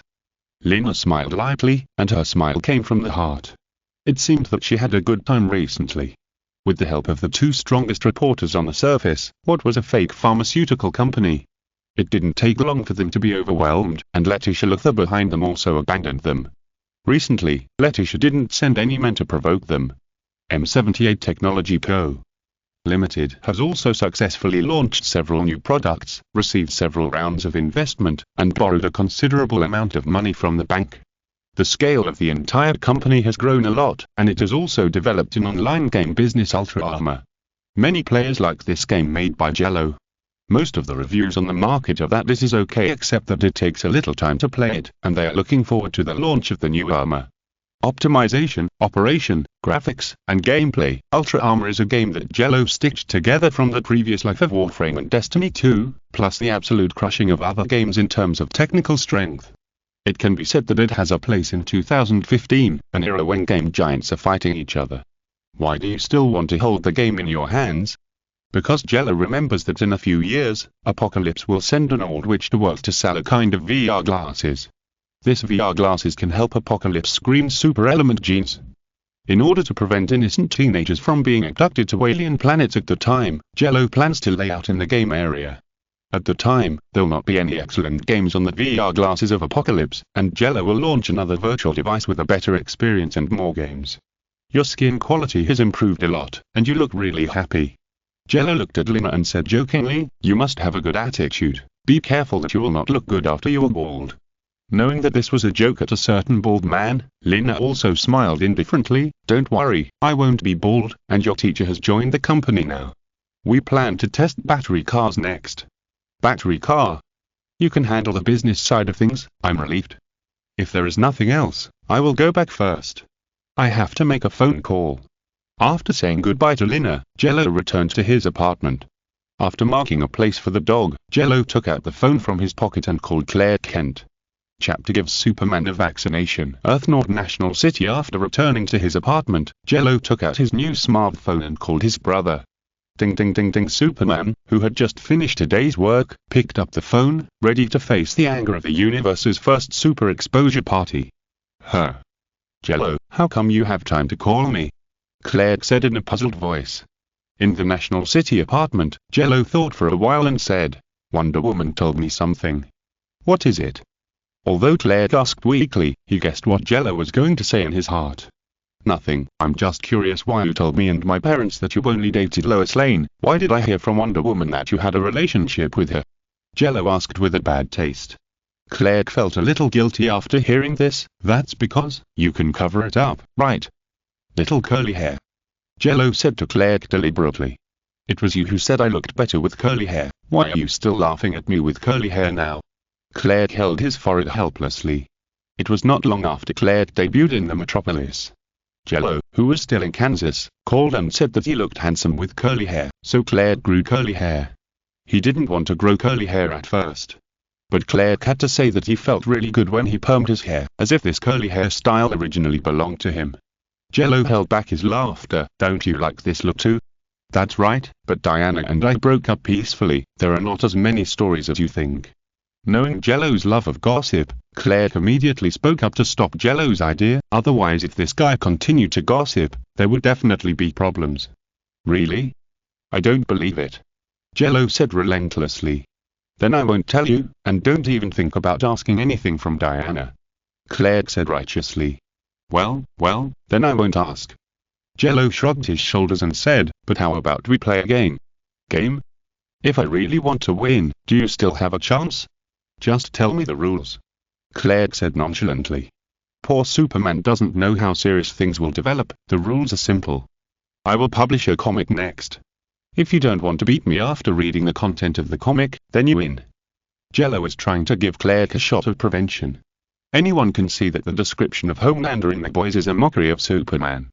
Jello will definitely not be able to hide from it. So Jello plans to give Claire a shot of prevention, so that it will be easier to explain when the time comes. That's it. Claire agreed casually. I promise you, I want to see what fun things you can make for me. Hang up, I have a date. Beep beep beep. After the other end of the line was hung up, Jello put the phone back in his pocket, looked out the window, shook his head, and said, stupid clerk, when the time comes, even the dog owner can't save you. As for the positioning of The Boys, Jello didn't want to set it as a traditional publication comic, but an online comic, accumulating popularity first. As for the online platform, Jello has already found a website with good traffic, and even applied for an author account. Jello is also familiar with the parent group of this platform, which is the famous Lex Group. After ordering some pet supplies, Jello played with the newly adopted dog for a while and then returned to the ultralight to practice with the projection of the senior. This practice, Jello practiced until he was exhausted, and the projection of the senior standing opposite him disappeared. Letting himself lie on the floor, high-intensity defalator and radon entered Jello's body, providing Jello with an endless supply of supplements. I feel a little stronger. After recovering to the best condition, Jello clenched his fist and felt the incomparable power in his body. As long as he wanted, half of the city of Niceno or even the entire city of Niceno would turn into ashes in an instant and disappear on the earth. At this time, Jello was no longer the newcomer who wanted to fight in the metropolis, but a warrior with the power to destroy a city. Getting up from the floor, Jello changed out of his training suit and put on casual clothes that were easy to move in, then asked Oya, how is the extraction of the Max Power engine going? It has been extracted. Oya replied. As time went by, Oya's unlocking of the ultralight was also improving, and his ability was getting stronger and stronger. Extracting a Max Power engine was a very easy thing for Oya, and it didn't take much computing resources to do it. Okay. Jello nodded, and then called up the data of the Max Power engine, and began to use this power technology that uses the collision of protons and antiprotons to generate huge energy as a propulsion power. Through the Max Power engine technology, the energy core was upgraded to version 1.4, and the upper limit of the energy core would be higher. After doing all this, Jello returned to the apartment in National City. In order not to disturb Jello, Raven has moved to the secret base of Happy Harbor. Donna stayed because of the concept fragments, and she would also pay Jello rent. Although Jello said that he didn't have to be so polite, Amazon women all have their own persistence. The door lock turned with a click. Jello knew without turning around that Donna had returned. She was holding a box with her equipment inside. After putting the box on the ground, Donna said to Jello, I'm back, Jello. How's it going? Are you finally willing to finish the sparring with Wonder Woman? Jello said with his back to Donna. Don't talk about it. Donna shook her head helplessly, her black hair spread out, and then she sat down on the sofa very tiredly. Seeing this, Jello curiously sat next to Donna and asked softly, what happened? I'm fed up with this magic. Donna pulled her hair irritably and glanced at Jello. After she calmed down a little, she said, I have such a magic in me. It makes me have to challenge Wonder Woman, the Princess of Paradise Island. Can you understand? Magic again. Hearing this, Jello's eyes condensed, and he said, "Can you tell me more?" "Okay, since it's your words, it's okay to say these things. The one who will be annoyed by then is that old witch." Anyway, Jello was the only one around at this time, so Donna told her story. If you're listening to this novel on a channel other than Fanfic World, it means they downloaded and uploaded it without effort. We cordially invite you to visit our channel, Mundo Fanfic Novel, as there you'll find the original version of this story and you can explore many other novels of various genres. We're waiting for you to immerse yourself in a world of incredible novels.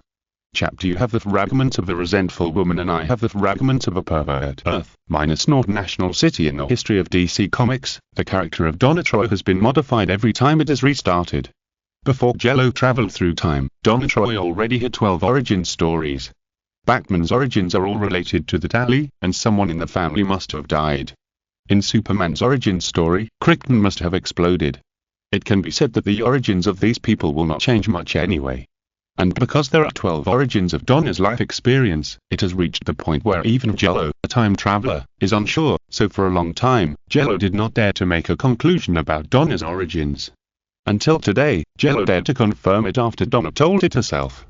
After Wonder Woman Diana Prince left Paradise Island, some Amazons on the island were dissatisfied with Diana's behavior, but because of the rules of the Amazon, they could not catch Diana back, and they could not use a duel to finalize everything. So, this group of clever little ghosts came up with an idea. They gathered all the witchcraft power, used the soil from the core of the earth, added the treasures of Paradise Island, which might contain the concept fragments of Camila and Carmilla, and then extracted the power of the Titans imprisoned underground in Paradise Island to create an artificial life, that is, Donna. They gave Donna an order engraved in the depths of her soul: prove that she is stronger than Diana and take away her inheritance with strength. After being created, Donna received combat training until she was considered able to challenge Diana, and then she was sent out of Paradise Island and brought a bunch of equipment to modern society. Jello was stunned by this story. After a while, he asked in disbelief, "So they don't have a rough idea of the real strength of Lady Diana?" "I don't think so," Donna said in distress, "so I am also somewhat reluctant to fight with Lady Diana. After all, no matter how you look at it, she is a hero worthy of respect, but because of that magic, I will want to fight as soon as I see Lady Diana." However, due to the difficulty of removing the magic, no matter how much Donna used her will to suppress the magic, it was difficult to completely eliminate the desire to fight from the heart. Listening to Donna's words, Jello remembered something in his mind, that is, there was also a dark spell similar to magic in Carmilla. Although this idea was a big bad, because no one could remove this high-level ancient magic, Jello could only tell Donna. "Donna, the concept fragments in your body have a power similar to magic. If it is possible, it might be useful." "Do the concept fragments in my body also have a power similar to magic?" Donna asked in confusion. In fact, Donna does not reject darkness, she just rejects resentful women. "Well, how about giving it a try?" Jello asked. "But what if I lose control again like last time?" Donna frowned and said worriedly. Hearing this, Jello smiled and said, "Then I can satisfy your wish to have a real fight with me." "I don't mean this when I say real fight." Donna wanted to find a hole in the ground to crawl into. "What is that?" "Forget it, there's no need to care so much. I have enough ways to help you restrain those two resentful fragments." Jello was careless and didn't hear the real meaning of that sentence. "Then I'll try." Donna also planned to try after being persuaded by Jello, so she summoned the control armor first, and then slowly mobilized the power. It was a bit unskilled for the first time, and Donna took several seconds to use the dark spell from Carmilla. Looking at the purple-red energy condensed in the palm of her hand and entangled by dark runes, Donna murmured, "Is this the magic power you mentioned?" "Yes, you can try to use magic to fight magic." Jello looked calm, and there was no contempt or rejection of darkness in his heart. Jello could feel that this was not just a group of pure dark energy, but also a power similar to magic. Next, it was Donna's turn to use magic to fight magic. Jello used his own characteristics of having fragments of the concepts of Tigger and Trigger to ensure that the two resentful women would not make trouble. Not long after, Donna slowly put away the dark spell and the control armor was also put away by her. "The magic has really been suppressed," Donna said happily. Now, even if Wonder Woman ran to Donna and did something, she would not have any big emotions. This process of fighting poison with poison was very successful, and Donna successfully suppressed the magic. At the same time, on the Amazon Paradise Island, a hunchbacked old woman's hand holding a cane suddenly trembled, and she said softly, "What's going on? There is a force suppressing my magic." What happened to Donna? Looking back at National City, Donna, who removed the control armor and sat back on the sofa, felt like she was reborn. She took a few deep breaths quietly before speaking. "This feels really good. I don't have to feel that the control of my body does not belong to me. Thank you, Jello. It's just a little effort." Jello replied. "But I'm curious about something, Jello. Are you not opposed to the dark power?" Donna remembered Jello's expression when he just used the dark spell, which made her a little curious, so she asked Jello. "Darkness is just a power attribute." Jello waved his hand, and then said, "Now I won't have a fixed concept of someone because of the dark power. Is that so?" Donna nodded as if she understood. "And I want to tell you that I actually have very evil power. Do you believe it?" Jello suddenly looked at Donna, and his emerald eyes suddenly became unfathomable. Jello was right. His Ultraman concept fragment also included a pervert. Jello could even use this power, so he was right. Donna and Jello, one had the fragment of a resentful woman and the other had the fragment of a pervert. They both had a bright future. Donna hesitated and said, "You actually have that kind of power. But do you see anything strange about me now?" Jello smiled and looked very healthy. "That's not the case, okay? There's no need to worry about this kind of thing. Go and rest first. There are still tasks in a few days." After talking to Donna, Jello went back to his room to rest. In the past few days, Jello has been exercising at a high intensity until March 28, when all the team members boarded Megan's biological spaceship and went to the small island of Santa Prisca in the Caribbean to investigate the Cobra cult, which they didn't know what it wanted to do. Santa Prisca, Earth North Caribbean time. March 28, 2015. Under the night sky, the bio spacecraft in stealth mode gradually approached the island of Santa Prisca. If it were an ordinary island, the bio spacecraft would approach at will, but the island of Santa Prisca has deployed a lot of security measures, and various motion sensors and heat sensors surround the entire island. "It's up to you, young sea warrior," Dick said to Calder, who was ready to set off. To be honest, Dick was very nervous to come out to perform a stealth mission. The team had little experience, but the key was that a certain berserker had his unique insights into the skill of stealth. "I won't let you down." Looking around, Calder smiled confidently, and then a round hole appeared under his feet. With a plop, he plunged into the water and rushed towards the coastline of Santa Prisca like a high-speed torpedo. With the blood of the Atlanteans, Calder can breathe in water, and his speed in water exceeds that of most speedboats today. He also has water magic and can freely control the water flow to protect himself. Before Calder created a security gap for them, Jello, who was sitting on the biplane, always felt that there was a familiar smell on this island. Of their concept fragments on this island. As time went on, Jello found that his perception of concept fragments became stronger and stronger. One day, he would definitely be able to perceive concept fragments on the entire Earth. Not long after, Calder destroyed the security facilities. He used the mental network to send a signal the rest of the team to when to Santa Prisca Island. Megan then drove that biplane into Santa Prisca. Taking advantage of the night, the outsider team left the spacecraft one after another and entered the stealth posture. After reuniting with Calder, Dick also shared the map scanned by the satellite with everyone in the team using the virtual contact lenses that everyone in the team would wear. Before splitting into two teams, Dick gave everyone a brief reminder that building is the target of our mission this time. We will leave this island after getting the data. Don't be discovered on the way. Understood? Jello answered the fastest. At this time, Jello was wearing the ticket armor and adjusted the armor to the stealth maneuvering mode. Hearing Jello's voice from the mental network, Dick slapped his face and said awkwardly, "You are the one to be most careful of. Don't worry, I won't have any accidents this time." Jello licked his face and said, "You'd better be," Dick said faintly. Then, the Alpha team and the Beta team headed towards the Cobra cult base on Santa Prisca Island. At the same time, in the prison of the Cobra cult base, a strong figure was sitting on the ground, thinking unwillingly about how to turn the tables. He was called Bane by the world. Bane, who once competed with Batman and defeated Batman once, and won the reputation of Bone Setter. However, with the update and iteration of the version, Bane has now changed from a boss-level character to an elite wild monster that jumps casually on the roadside. When he was in Gotham, he couldn't even touch the corner of Jello's clothes and was killed instantly. That failure made Bane return to Santa Prisca, wanting to wait for a wave of opportunities to kill back to Gotham City to find a place, but he didn't get the chance, but waited for the Cobra Cult. The leader of the Cobra Cult is called the Holy Master. None of his followers know his real name, but his strength is very terrifying. He crushes Bane in a single fight and humiliatingly cuts off the tube behind Bane's head. This fiasco directly led to Bane being imprisoned until now. However, Bane will not give up easily. During this period of time, he has never given up looking for opportunities to escape and has been planning a prison break on this island. Perhaps because they are too confident, the Cobra Cult members did not notice Bane's actions. Silently deepening the power of hatred, Bane was about to rest for a while to accumulate strength, but just when he closed his eyes, a loud beast roar sounded in his mind. What sound? Bane immediately opened his eyes vigilantly and looked around to find the source of the sound. No beast appeared as imagined, or even if all the beasts on the earth were added together, they would not be as good as the beast roar that Bane just heard.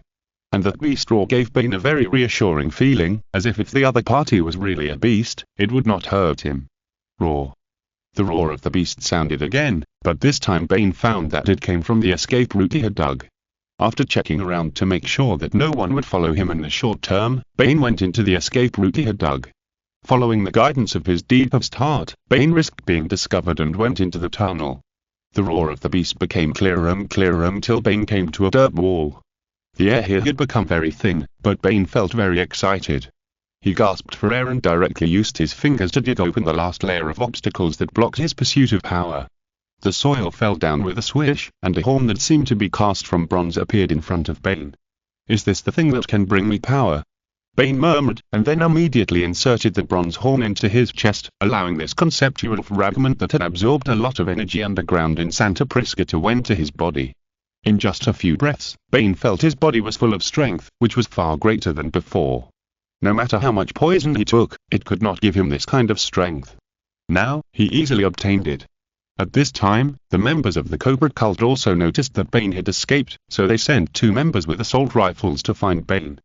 They pushed open Bane's cell, but only saw a hole on the ground, so they thought without thinking that Bane had escaped from here, but they did not notice a pair of scarlet eyes in the darkness. Roar. A huge and loud beast roar sounded in the cell, and the next second, 2 Cobra Cult members were beaten to death. The Cobra Cult member who was watching all this with a camera in the monitoring room was almost dumbfounded. He looked at the terrifying black-horned monster leaving in disbelief, and sounded the alarm after a while. Instantly, the alarm sounded throughout the sky of Santa Prisca, startling Jello, who was sneaking around and thinking he had triggered something. But after carefully sensing the surroundings, Jello discovered that they seemed to be looking for another kind of trace. We were not discovered, and their channel communication did not leak our information. Dick also said in the mental network. "I feel uncomfortable again. Sorry everyone, I wrote for a long time today. I will try to update it next time. If you have anything to say, you can join the reader group and talk to me. Giants and behemoths on the island of Santa Prisca, Earth, North Caribbean Sea, Santa Prisca Island. In the night, the alarm sounded throughout the island of Santa Prisca. Countless cultists swarmed out, as if they were looking for something. But the target was not the confused outsider team. Since it wasn't me who made the alarm, who else could have made such a big noise? The very self-conscious Jello asked in confusion. This unusually skilled voice caused a chuckle in the mental network. "Okay, stop joking." Donna patted Jello, and then asked in the mental network, "Then what should we do next? Continue investigating or retreat immediately?" "Our Beta team will investigate the base of the Cobra Cult according to the original instructions, and your Alpha team will investigate the movements of the Cobra Cult. How about it?" After a little thought, Dick came up with a distribution. The others had no objection, so they followed this suggestion and investigated the 2 things separately. Before Bane triggered the alarm, in the deepest and most confidential room of Santa Prisca Island, the holy leader of the Cobra Cult, wearing a red robe, was meeting a distinguished guest. The distinguished guest had a hockey mask on his face, a set of sportswear on his body, and a modified arm guard on one arm. Among all the supervillains and superheroes, only one person would dress like this, and that was the athlete who used modified sports equipment as weapons. Various sports equipment could become a deadly weapon in his hands. "I am here on the orders of the Illuminati, Holy Leader," the athlete said, and then added, "I hope you're ready. The Cobra Cult has never neglected the great Illuminati," the Holy Leader said faintly, and his voice sounded creepy. If you look more carefully, the athlete will find that this guy's pupils are exactly the same as those of a cobra, which is hard not to feel strange. Then, the holy leader turned around and led the athlete to a warehouse, which was already filled with many packed wooden boxes. Pointing at the boxes, the holy master introduced the innate products to the athlete, the distinguished guest from the Illuminati. We have made full use of everything the Illuminati has given us. As long as it is used by qualified bodies, even if we fight against the light giant that appeared in the lighthouse country, we have a chance of winning. Even if we fight against the light giant? The athlete said ambiguously. But the holy master thought that the athlete meant that he didn't believe it. After all, the battle world of the light giant was visible, and the medicine he developed was only supported by empty data. The holy master replied, "If you don't believe it, I can demonstrate it myself. The Illuminati will be very happy." The athlete said in a low voice. As soon as the voice fell, a shrill alarm sounded around, and a red light was emitted in the warehouse.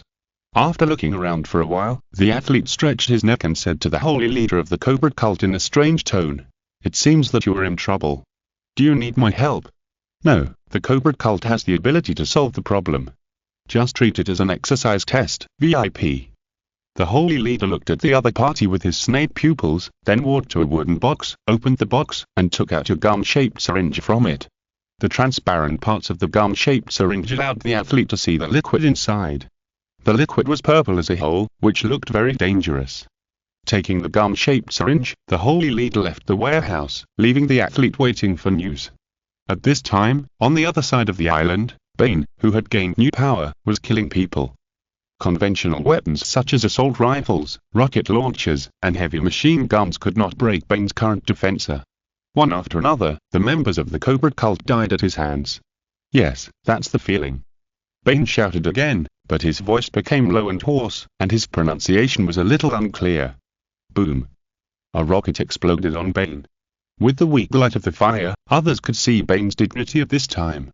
At this time, Bane's whole body had turned black, his skin became like a reptile, and the skin in front of his body had a structure similar to the belly of a snake. His hands and feet had turned into claws, and a long tail grew behind him. There was an L-shaped copper horn on his head, a mouth full of fangs, and red eyes, which were extremely fierce. Ignoring the explosion of the rocket that was not even optical, Bane, who turned into a fierce beast on Earth, attacked one cultist team after another. The noise of the battle naturally attracted the Alpha team. Jello, Donna, Wally, and Raven all rushed here and hid in places not affected by the war. The four began to observe this battle that could be called a massacre. After Jello saw the beast that overturned the armored vehicle, he immediately recognized it. Bodyguard monster Black King? As a relic monster that Tsuburaya has remade several times, how could Zero not recognize him? As for why Black King appeared here, Zero thought that his nature was similar to Malba and Golzan that appeared in the pyramid, but this Black King looked pretty good, and his fighting power was not comparable to those two fake monsters. What a terrifying monster, damn, it even eats people. Wally, who witnessed Bane transforming into Black King to slaughter a group of Cobra cult members and eat people, almost popped his eyes out, and even cursed. Glancing at Zero, who seemed to know this monster, Donna asked, "What do you think? Do you want to do it?" "No, we can't do it yet," Zero said unexpectedly. As soon as this was said, Wally immediately asked Zero in confusion, "But that's a human life, Ultraman, even if they are bad guys, we can't do this." "I mean, someone is coming to stop him," Zero said without changing his expression. After he finished speaking, the Holy Master in a red robe appeared in front of Bane, holding a syringe with no liquid in his hand. "You must die." Roar. Throwing a harsh word at the Holy Master, Bane, who had transformed into King Blab, instantly grew larger, from 4 or 5 meters tall to more than 20 meters tall. Looking at the more than 20-meter tall monster, the Holy Master smiled contemptuously. "Is that all? A loser is a loser." After he finished speaking, the Holy Master tore off his red robe, revealing his muscular body. A mist that disturbed everyone's vision gushed out of him. In the mist, the Holy Master's body continued to grow larger, and finally turned directly into a giant of 35 meters tall. Chapter does not do human affairs. Earth North Caribbean Sea. On the island of Santa Prisca, a 35-meter tall giant looked at the 20-meter tall Black King. The difference between them was like the difference between an adult and a kindergarten child. The giant was completely naked, but his private parts were not exposed, because there were a lot of hardened skin on his body, which protected him like armor. There were red tents at the joints of the hardened skin armor, which glowed with a faint red light. Roar. With a loud roar, the giant warrior immediately rushed towards the 20-meter-tall Black King, and hit Black King's head with an elbow. In pain, Bane, who had transformed into Black King, immediately hit the giant warrior's chest with a head hammer, and the copper horn hit the giant warrior's chest. The hardened skin armor did not last long before it was pierced, and large chunks of flesh and blood splashed out. Seeing that the opponent had won a round, the giant warrior immediately launched a series of punches at Black King's head. After several consecutive punches, Black King leaned back and took a few steps back. King Black fell down a lot of trees with his few steps back. Several armored vehicles carrying Cobra cultists were crushed, and more than a dozen cultists died on the spot. Then the giant warrior used his flexibility to hit King Black repeatedly with more tiny strikes, forcing King Black to retreat again and again, and it seemed that he had the upper hand. Watching the giants and behemoths start to fight, Zero, who was hiding in the dark, said to Wally, "Flash boy, pick up the syringe he threw away. I'll see if there is any residue that can be scanned." "Syringe?" "Okay, boss." After responding to Zero, Wally turned into a flash of lightning and flew out. In just 1 second, he picked up the syringe. Wally picked up the syringe and handed it to Zero. "Boss, the syringe you asked for." "Thank you very much, you did a great job, Flash boy." After praising Wally's speed, Zero used the scanning device of the ticket armor to conduct an in-depth analysis of the syringe. After scanning, Zero found that there were many familiar old friends in the syringe residue. The ingredients are Kryptonian cells, Bane steroid poison, and imitation spacium substances. In the end, there are 2 ingredients that Jello doesn't recognize. One of them is probably the original product of the Cobra cult, and its main function is to neutralize several other substances. As for the other one, it has strong self-healing properties. Jello guessed that it was Mirakuru, and it was probably blood drawn from Deathstroke. Relying on this stitched potion, the Cobra cult has developed a potion that can give people terrible power. However, this giant potion must have shortcomings. The drug is so strong that it is really impossible to withstand the effects of the giant potion without an iron body. Even if it withstands the effects, the sequelae that follow will be a very big problem. This should be a potion in the experimental stage, and there will be a complete version of the potion later. Jello guessed the possibility and asked Dick about the situation there. "Nightwine, how are you guys doing?" "Calder and I just found a potion formula, I'll send it to you right away." In a laboratory in the Cobra cult's base, Dick looked at the potion formula on the computer screen, used the hacking function of his suit to download the formula, and then sent it to Jello through the team's internal network. With the complete formula of the giant potion, Jello was more certain that some people wanted to build an army of giants. Giant potion, he whispered the name, but Jello was thinking about researching an antidote for the giant potion, which could disintegrate the effect of the giant potion with one spray. "Wait, what are these?" Megan's exclamation sounded in the mental network. In the Cobra cult's base, Megan, who was separated from other team members to look for intelligence, found a large number of experimental subjects. These experimental subjects could only be said to be barely maintaining human form, and their shapes were simply indescribable. They were all locked tightly with chains, and they wailed in pain from time to time. Looking at the tragic scene in front of her, Megan transmitted what she saw to the mental network. Wally, who was more impatient, said in disbelief, "Are these experimental subjects human? What illegal things are these cult scum doing? The Cobra cult doesn't look like they care about people who do illegal human experiments." Jello's face was a little scary. Even though he knew that such things existed, he just asked Dick silently, "Nightwine, have you found the archives of these experimental subjects?" "Wait, I found it." The files on the computer screen jumped for a while. Dick found the experimental subject files very quickly and told some of the situation to other members of the Outsiders team. Molly Carson, 15 years old. Fuji Sawamura, 17 years old. Radhini Kalaman, 14 years old. Cheryl Stark, 13 years old. Tucker Adner, 18 years old. Dick reported nearly 100 names in a row, and each name was like a piece of wood, which made the anger in the hearts of the Outsiders team members more and more vigorous. Megan and Raven were silent. All this was something they dared not think about. Scumbag. Wally cursed. Many people here were the same age as him, and there were many younger than him. Calder forced himself to calm down and asked Dick, "Nightwine, what should we do?" "Call the Justice League." "Calling the Justice League won't change the fate of these children being transformed." Dick's voice was a little hoarse. Although he had seen similar things when he was a partner with Batman, he was somewhat restless when the experimental subjects became minors. In the rainforest, looking at Jello, who had silently set his sights on the giant warrior and King Black, Donna quietly asked, "Want to collect debts for the children?" "Yeah." Jello nodded, but Donna felt a very scary breath from Jello. For the first time, Donna felt a terrible murderous aura from Jello. It was completely different from the guy who liked to joke and play games on weekdays. It was like a murderer who had slaughtered millions of people. Patting Jello gently on the back, Donna didn't want to and wouldn't stop Jello from doing what he was going to do. She just said softly, "Don't let anger dominate you, Jello." "I know." Jello retracted his gaze, looked at his teammates, and said, "You guys go to the beta team and keep an eye on those poor kids. I'll clean up the battlefield here and we'll be there soon." For some reason, Wally felt that Jello was very scary at this time, and even Raven felt that Jello was a little scary, but in the end, they all decided not to meddle in other people's business and just follow the order to go to the beta team. The figures of the three people quickly disappeared beside Jello, leaving Jello alone to watch the fight between the giants and the behemoths. "Today, even if there is no sunset, I will kill you two bastards. Are you ready to enter hell?"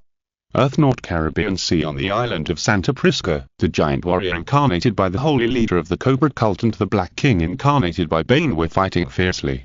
The giant warrior had the upper hand due to the mobility bonus of the humanoid, and used various fighting skills at will, completely treating Black King as a sandbag. Black King was very dissatisfied with being beaten by the giant warrior as a sandbag, and his anger continued to accumulate. When his anger reached a certain threshold, Black King exploded. Roar. With a loud roar, Black King wanted to hit the giant warrior with a headbutt, but the giant warrior was flexible and moved his body. Black King only hit the giant warrior's shoulder. Although he did not achieve his real goal, Black King also created an opportunity and swung several claws at the giant warrior. The giant warrior retreated again and again. When the distance was pulled to a certain extent, Black King turned his body and hit the giant warrior with his thick black tail like a whip. How did he become so powerful? The holy leader of the Cobra cult incarnated as a giant warrior was surprised. Roar. King Black roared again, and his body grew taller, 30 meters, 40 meters, 50 meters, his body grew bigger and bigger, and finally reached the 65 meters of the original King Black. The 65-meter King Black stood in front of the 35-meter giant warrior, and suddenly felt a sense of superiority, staring at the giant warrior with scarlet beast eyes full of teasing. "Do you think I have so little power? I will let you see the true power of the giant potion." Thinking that the other party was laughing at him, the holy leader roared, and then his body grew again, and a large amount of mist gushed out of his body, covering him. King Black was worried that the other party had some tricks, so he didn't dare to move forward boldly, so he waited for a while. Until a hand stretched out from the mist and waved violently. With a swish, the mist dissipated, and the second stage transformed into a 55-meter tall giant warrior looked at King Black from afar. With the effect of the potion, the figures of King Black and the giant warrior became matched. Afterwards, the two fought each other again, and as their strength increased, the destructive power of King Black and the giant warrior also increased a lot. After a few moves, a large area of forest was destroyed by them. When the whole island was about to collapse under these two terrible forces, the athlete had already boarded the plane to leave the island. He was even interested in watching the battle between the giant warrior and King Black. "Not bad, I hope you are really strong enough to compete with the giant of light." "Oh no, why is it so bright at night?" Before the athlete finished speaking, a very dazzling light lit up on the island of Santa Prisca, and even the pilot of the plane almost lost control of the plane, and the whole plane shook. When the strong light dissipated, the athlete saw a huge figure standing on the island of Santa Prisca. The familiar figure made the athlete laugh. "I hope you can spend this beautiful night, pilot. Speed up and leave here." "Okay." Then, the athlete sped away from this place of trouble. On the island of Santa Prisca, the giant warrior and Black King also stopped fighting temporarily because of the appearance of Zero, who turned into Ultraman Trigger, and began to think about the same question. How did this guy appear here? However, Zero did not give the two guys an answer. He ran and punched silently, gathering strength, and hit the giant warrior's forehead with a heavy punch. The giant warrior who was hit by the punch had black eyes and retreated for 100 or 200 meters before stopping. Just after repelling the giant warrior, Zero hit Black King with another heavy punch. Seeing that Black King was the same size as the normal Black King, Zero, who knew that Black King was thick-skinned, used the Ultra Blast Fist. The previous Ultra Blast Fist was just a mixed explosion of 3 powers: telekinesis, energy, and muscle strength. The current Ultra Blast Fist also incorporates Ultraman Tiger's Ultra High Heat Blast, integrating the characteristics of High Heat Blast, and the power is even higher. Boom! As if countless TNT explosives exploded in his body, King Black also retreated again and again. His body was charred inside, as if there was a real bomb. On the other side, the giant warrior barely recovered, and he asked Jello, "This has nothing to do with you. Why did you attack me?" "It has nothing to do with you." Jello was in a low mood, and then tilted his head. His 2 huge eyes looked a little scary at this time. "Have you forgotten what you did, bastard?" "What I did? You mean?" "Wait, my friend, let's talk it out. I can give you a lot of things." After the punch just now, the Holy Master now knew very well that he was definitely not the opponent of the Giant of Light, so he wanted to avoid the battle, and the previous thoughts of being able to deal with the Giant of Light disappeared. "Say this to those innocent children." Jello said these words to the other party through telepathy, and others could not hear them. "Damn it, don't think I will surrender." The giant warrior attacked Jello regardless of his injuries. King Black also felt that the Giant of Light in front of him would probably not let him go, so he ran towards Jello from another direction. Facing the simultaneous attack of the giant warrior and King Black, Jello slightly mobilized his energy, and with a swish, 2 green energy blades condensed from his arms, with the tips of the blades facing forward, with a terrifying cold light. At the same time, the 2 enemies attacked at the same time, but Jello just calmly raised his arms to his chest. "Die!" The giant warrior roared and attacked. Roar! King Black also roared. And Jello responded to the 2 enemies with a slash. The green energy blade swung a beautiful arc in the air, leaving painful injuries on the giant warrior and King Black. Under this terrifying blow, King Black and the giant warrior flew backwards, landing on the top of the mountain with a loud noise and movement. The places where they were slashed were seriously injured, and the green energy prevented the wounds from healing. This green energy blade was created by Zero by combining the characteristics of the 8-point light wheel, Ultra Disc Blade, Ultra Guillotine and other moves. Zero named it Ultra Piercing Blade. The name is a bit rustic and very unoriginal. But don't underestimate this Ultra Piercing Blade, it is definitely the best skill to make the enemy experience hellish pain. Raising his right hand, Ultra Piercing Blade pointed at the 2 enemies, and Zero used telepathy to send a voice to the 2 enemies at the same time, a voice that made them shudder. "Are you ready to went to hell? NT deserve to live in this world." Earth North Caribbean Sea. Listening to Zero's final declaration sent out by telepathy, the holy leader of the Cobra cult and Bane suddenly felt a terrifying pressure from the Giant of Light in front of them. The next second, the Giant of Light disappeared in front of the Giant Warrior and Black King. This was not an illusion caused by high-speed movement, but a real teleportation. Using teleportation to come behind that giant warrior and Black King, 2 green ultra-piercing blades pierced into the bodies of the 2 enemies under Zero's force, and then countless small ultra-piercing blades burst out in the bodies of the giant warrior and Black King, and countless small blades pierced their skin and emerged like mushrooms after rain. Roar! The severe pain made Bane, who was transformed into Black King, wail on the spot. The giant warrior next to him was not much better, and the pain was even more intense. He only felt that every nerve in his body was being cut with a knife. Slowly pulling out the ultra-piercing blade, Zero just watched the giant warrior who was tortured by countless blades in his body and suffered. Life is worse than death. With his powerful psychic ability, Jello could see some of the things he had done in the past from the giant warrior. In the picture, the man in a red robe gave orders, and his men injected the underage children with unknown drugs. The children who were injected with drugs turned into monsters that were neither human nor ghost in their wailing. All this told Jello that the giant in front of him was the culprit. Therefore, the angry Jello specifically targeted the giant. If the injury suffered by King Black was just painful, then the giant warrior was worse off than death. The damage caused by Ultraman's piercing blade to the giant was far greater than the damage caused to King Black. Because he was too angry, Jello chose to teleport, which seemed a bit irrational. Teleportation is a skill that consumes a lot of energy for Ultraman.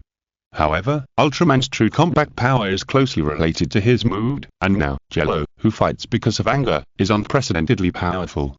Ignoring King Black, Jello then flashed in front of the giant warrior again, and with a light wave of his right arm, countless green after images appeared in the air, covering the giant warrior. The next moment, the giant warrior's skin was cut by countless sword ki, and blood poured down like a waterfall. This is not because the giant warrior's defensor is too low. In fact, the giant warrior's hardened skin armor can withstand a lot of attacks and can also ensure that it can still maintain its combat effectiveness. But unfortunately, the giant warrior has to face Jello today. Continuing to ignore King Black on the side, Jello put away the ultra-piercing blade with his right hand, and punched the giant warrior's chest with a straight punch, ready to crush the giant warrior's heart first. The giant warrior didn't want to surrender so easily, so he also punched to resist, but as soon as he touched the opponent's fist, the giant warrior's entire arm made a series of crackling sounds. After breaking the opponent's arm, Jello's fist burst out, and the next moment, one of the giant warrior's arms turned into a bloody rain and exploded. The scene was extremely bloody. The giant warrior looked up to the sky and wailed in pain. He turned his head to look at the arm that disappeared directly from the shoulder, and his magnified face was full of fear. However, this is just a drop in the bucket of the children who are forcibly trafficked here and subjected to human experiments. After smashing one of the opponent's hands, Jello lowered his center of gravity and swept the giant warrior with a low kick, causing the giant to fall on its back, causing the entire island to shake. After falling to the ground, the giant warrior still wanted to beg for mercy. He used his weak telepathic ability to beg Jello for mercy. "No, aren't you a superhero? Superheroes don't kill people, right? You can't kill me. I have never thought of myself as a hero, and I don't kill people. Are you a human? You don't deserve to live in this world." After Jello used telepathy to answer the giant warrior's plea for mercy, he wrote directly on the giant warrior. The ultra blade in his left hand disappeared, and two fists as big as mountains opened left and right, venting anger in the most primitive way, and the excellent control made the giant warrior not die easily. Because of Jello's anger, the entire island was shaking in this shocking power. However, because his mood affected his real fighting power, Jello hammered the giant warrior for more than a minute before he heard the alarm from the crystal-like object on his chest. 2 minutes had passed in the 3 minutes. Jello, who was too lazy to fight with this guy, stood up and left, then grabbed the giant warrior's only remaining hand, and threw him into the sky with a sudden force. Looking up and aiming at the opponent, Jello raised his arms and gathered them from left to right, accumulating high-density ultra-high heat light energy particles on his chest, and quickly condensed the energy into a ball. Jello threw it towards the giant warrior in the sky in the form of a ball. The red-gold light stream turned the giant warrior into powder. Jello did not hold back in this dilarum light stream. The giant warrior was dead, and no one could save him, Jello said. Roar. Seeing the giant warrior being slaughtered so easily, King Black panicked. He now began to wonder why he did not run away just now, but chose to stay and watch the show. After dealing with the giant warrior, Jello turned his attention to King Black. With his eyes that could see through most things in the world, he found a figure at the back of King Black's neck. It looked familiar, with a wrestler mask. It was Bane. The culprit, the giant, deserved death, and Bane was not much better. He was also a damn guy. I'll use you to test my hypothesis. Jello, who was full of murderous intent, had no time to think about the principle of not killing. Did he really think of him as Batman? He dared to jump in front of him if he was given some face. King Black, who realized that things were not going well, saw Jello step forward. When he came to his senses, Jello had already flashed in front of him and punched him in the lower abdomen, causing him to almost pop out of his eyes in pain. However, this was not the end. Jello actually lifted King Black up again and slammed him to the ground. Boom. With a loud noise, Black King slammed his head down onto the ground, his eyes sparkling. Not wanting to let him go easily, Zero quickly formed an ultra blade with his right arm, swung the blade at a speed faster than sound, and cut off Black King's tail with a swish. After the tail was cut off, Black King crawled out of the soil, barely took 2 breaths, and ran towards Zero again. Sal Restoration Ray, Earth North Caribbean Sea on the island of Santa Prisca, King Black launched a final charge against Jello, with every move carrying a fearless spirit. However, this final charge was full of flaws in Jello's eyes. Jello dodged King Black's charge by slightly moving to the side. King Black, who was dodged by Jello, realized that something was wrong. The next second, his back was bombarded by more than a dozen palm light bullets, but the characteristics of monsters like King Black were that they had thick skin and flesh. It was only a round of palm light bullets that was not a big problem. Roar. Roaring to the sky, King Black turned around, staring at Jello with a pair of fierce beast eyes. Jello did not answer, but silently moved forward quickly, avoiding King Black's claw attack, and then condensed an 8-point light wheel in his hand, which cut off the horn on King Black's head in one go, and then knocked King Black back with another punch. While the Black King was retreating, Zero gathered energy at a very fast speed, formed his arms into an L shape, and fired a beam of Zaprio Ray almost instantly.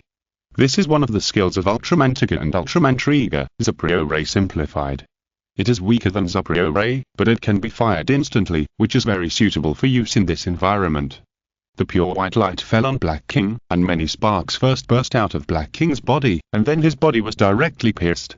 Boom boom, another explosion sounded under the night sky, and Black King gradually dissipated in the explosion, and Zero, who had little energy, chose to change back to human form. Zero in human form was wearing Tiger armor. He was not used to the huge battle, so he took a breath, and then followed the trail to the location of Black King's explosion, and found a figure in it. With a very familiar black and white wrestler mask on his face, it was Bane.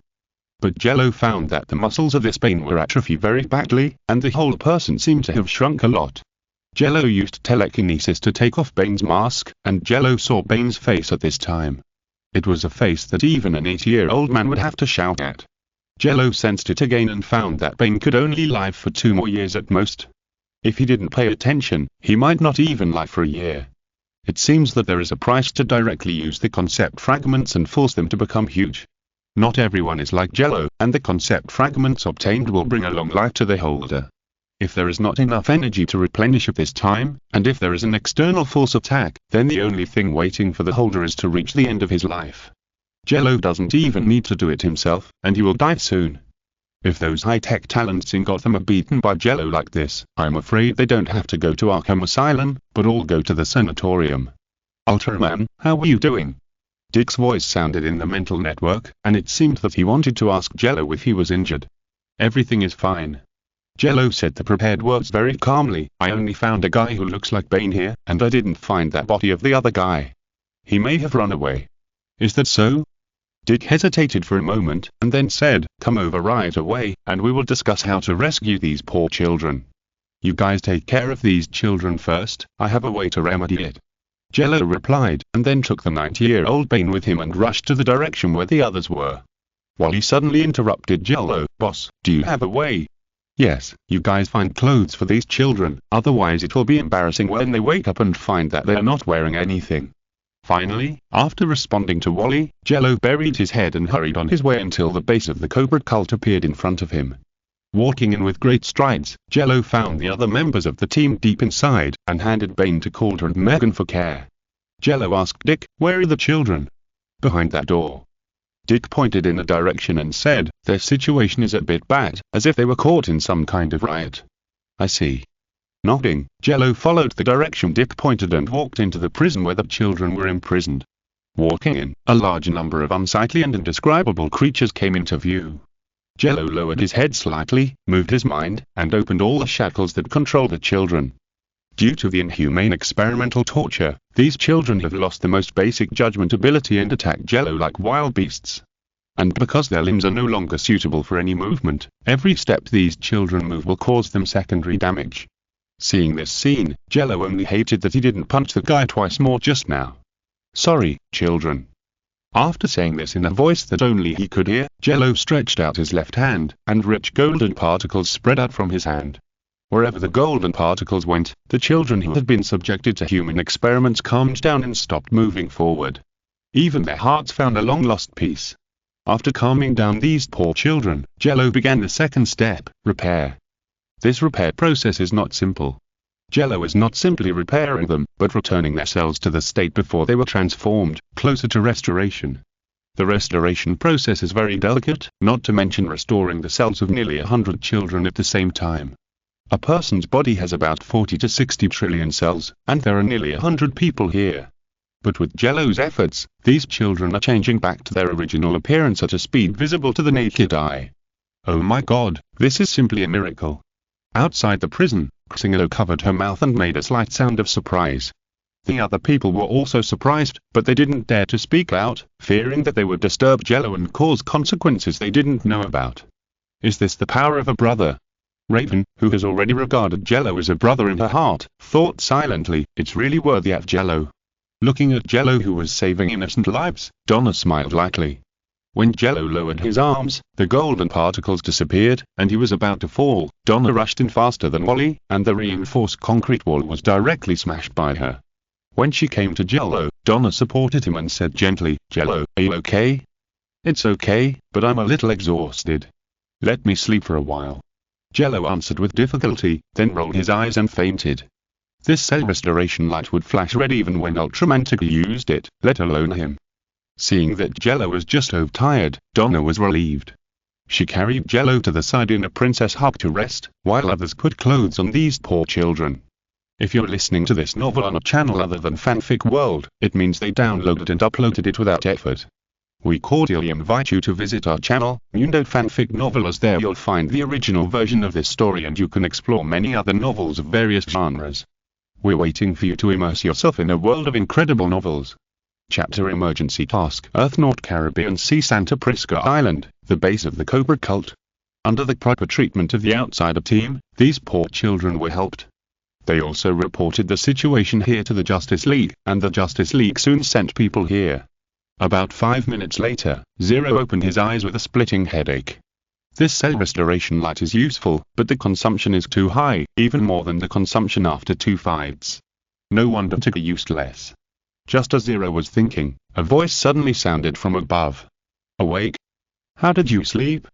Hearing the voice, Zero immediately realized that he seemed to be resting on something soft again.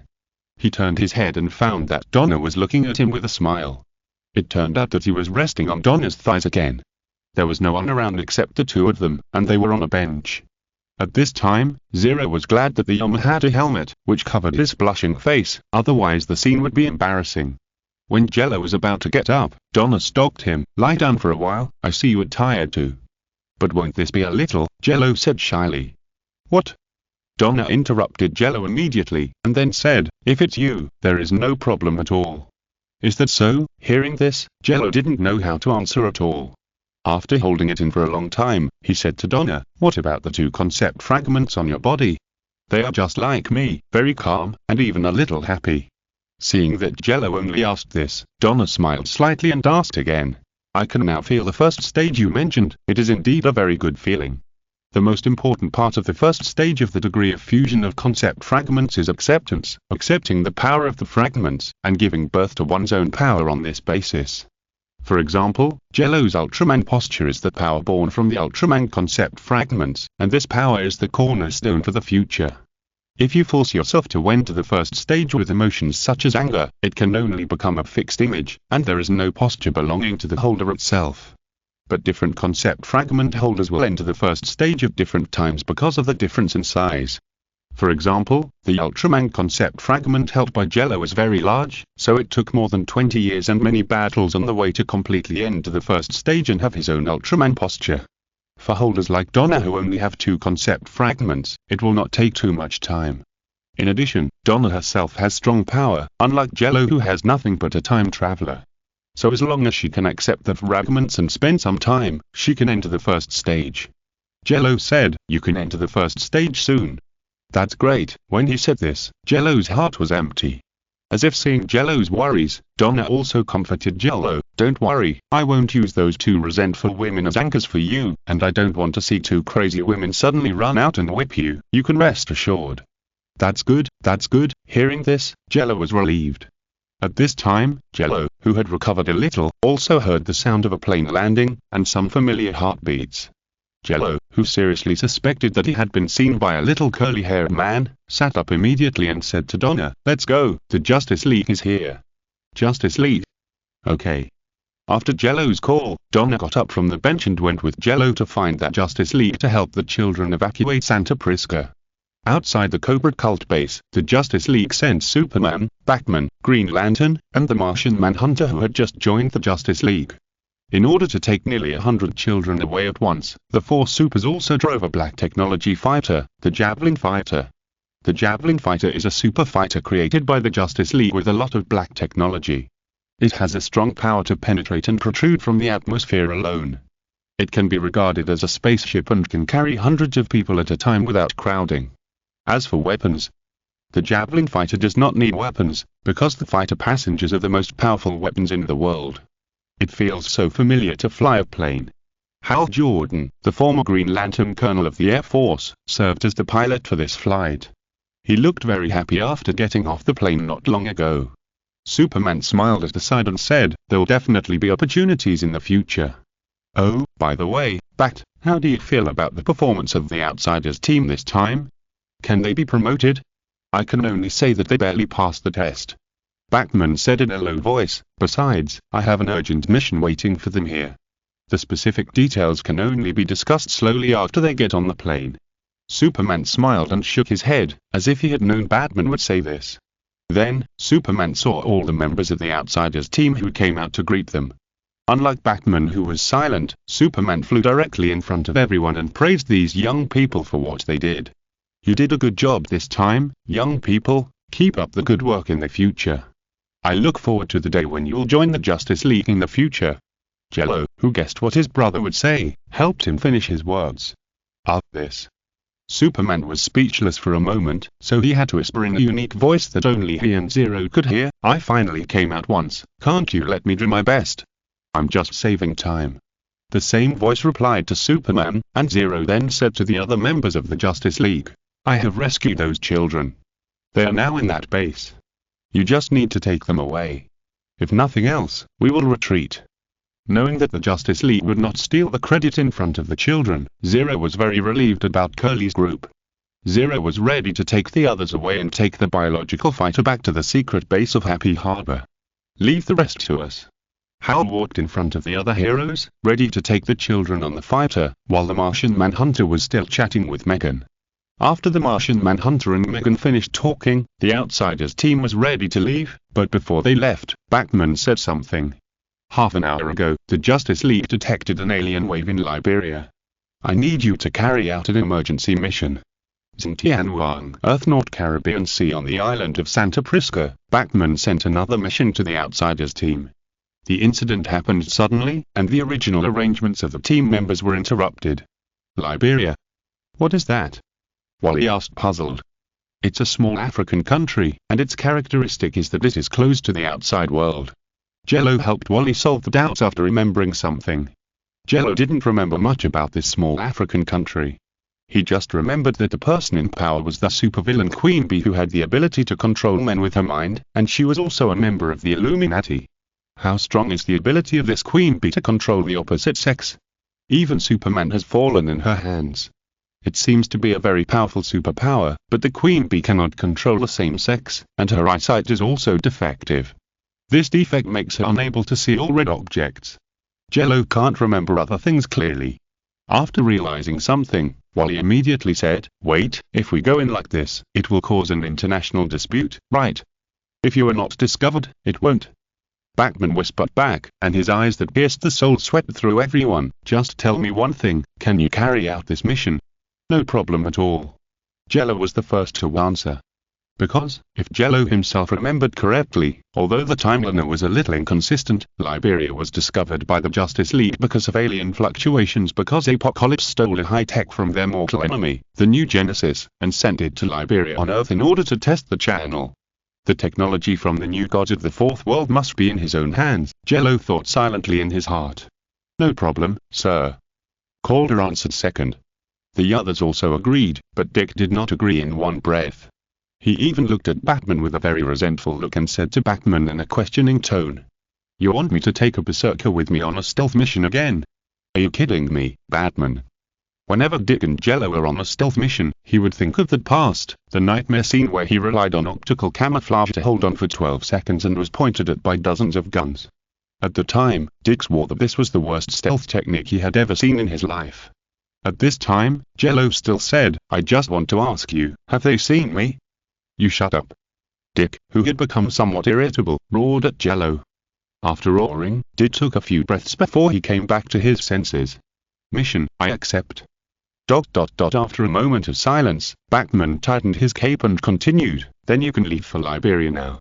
I will send the specific coordinates and details to all of you when you are on the mission.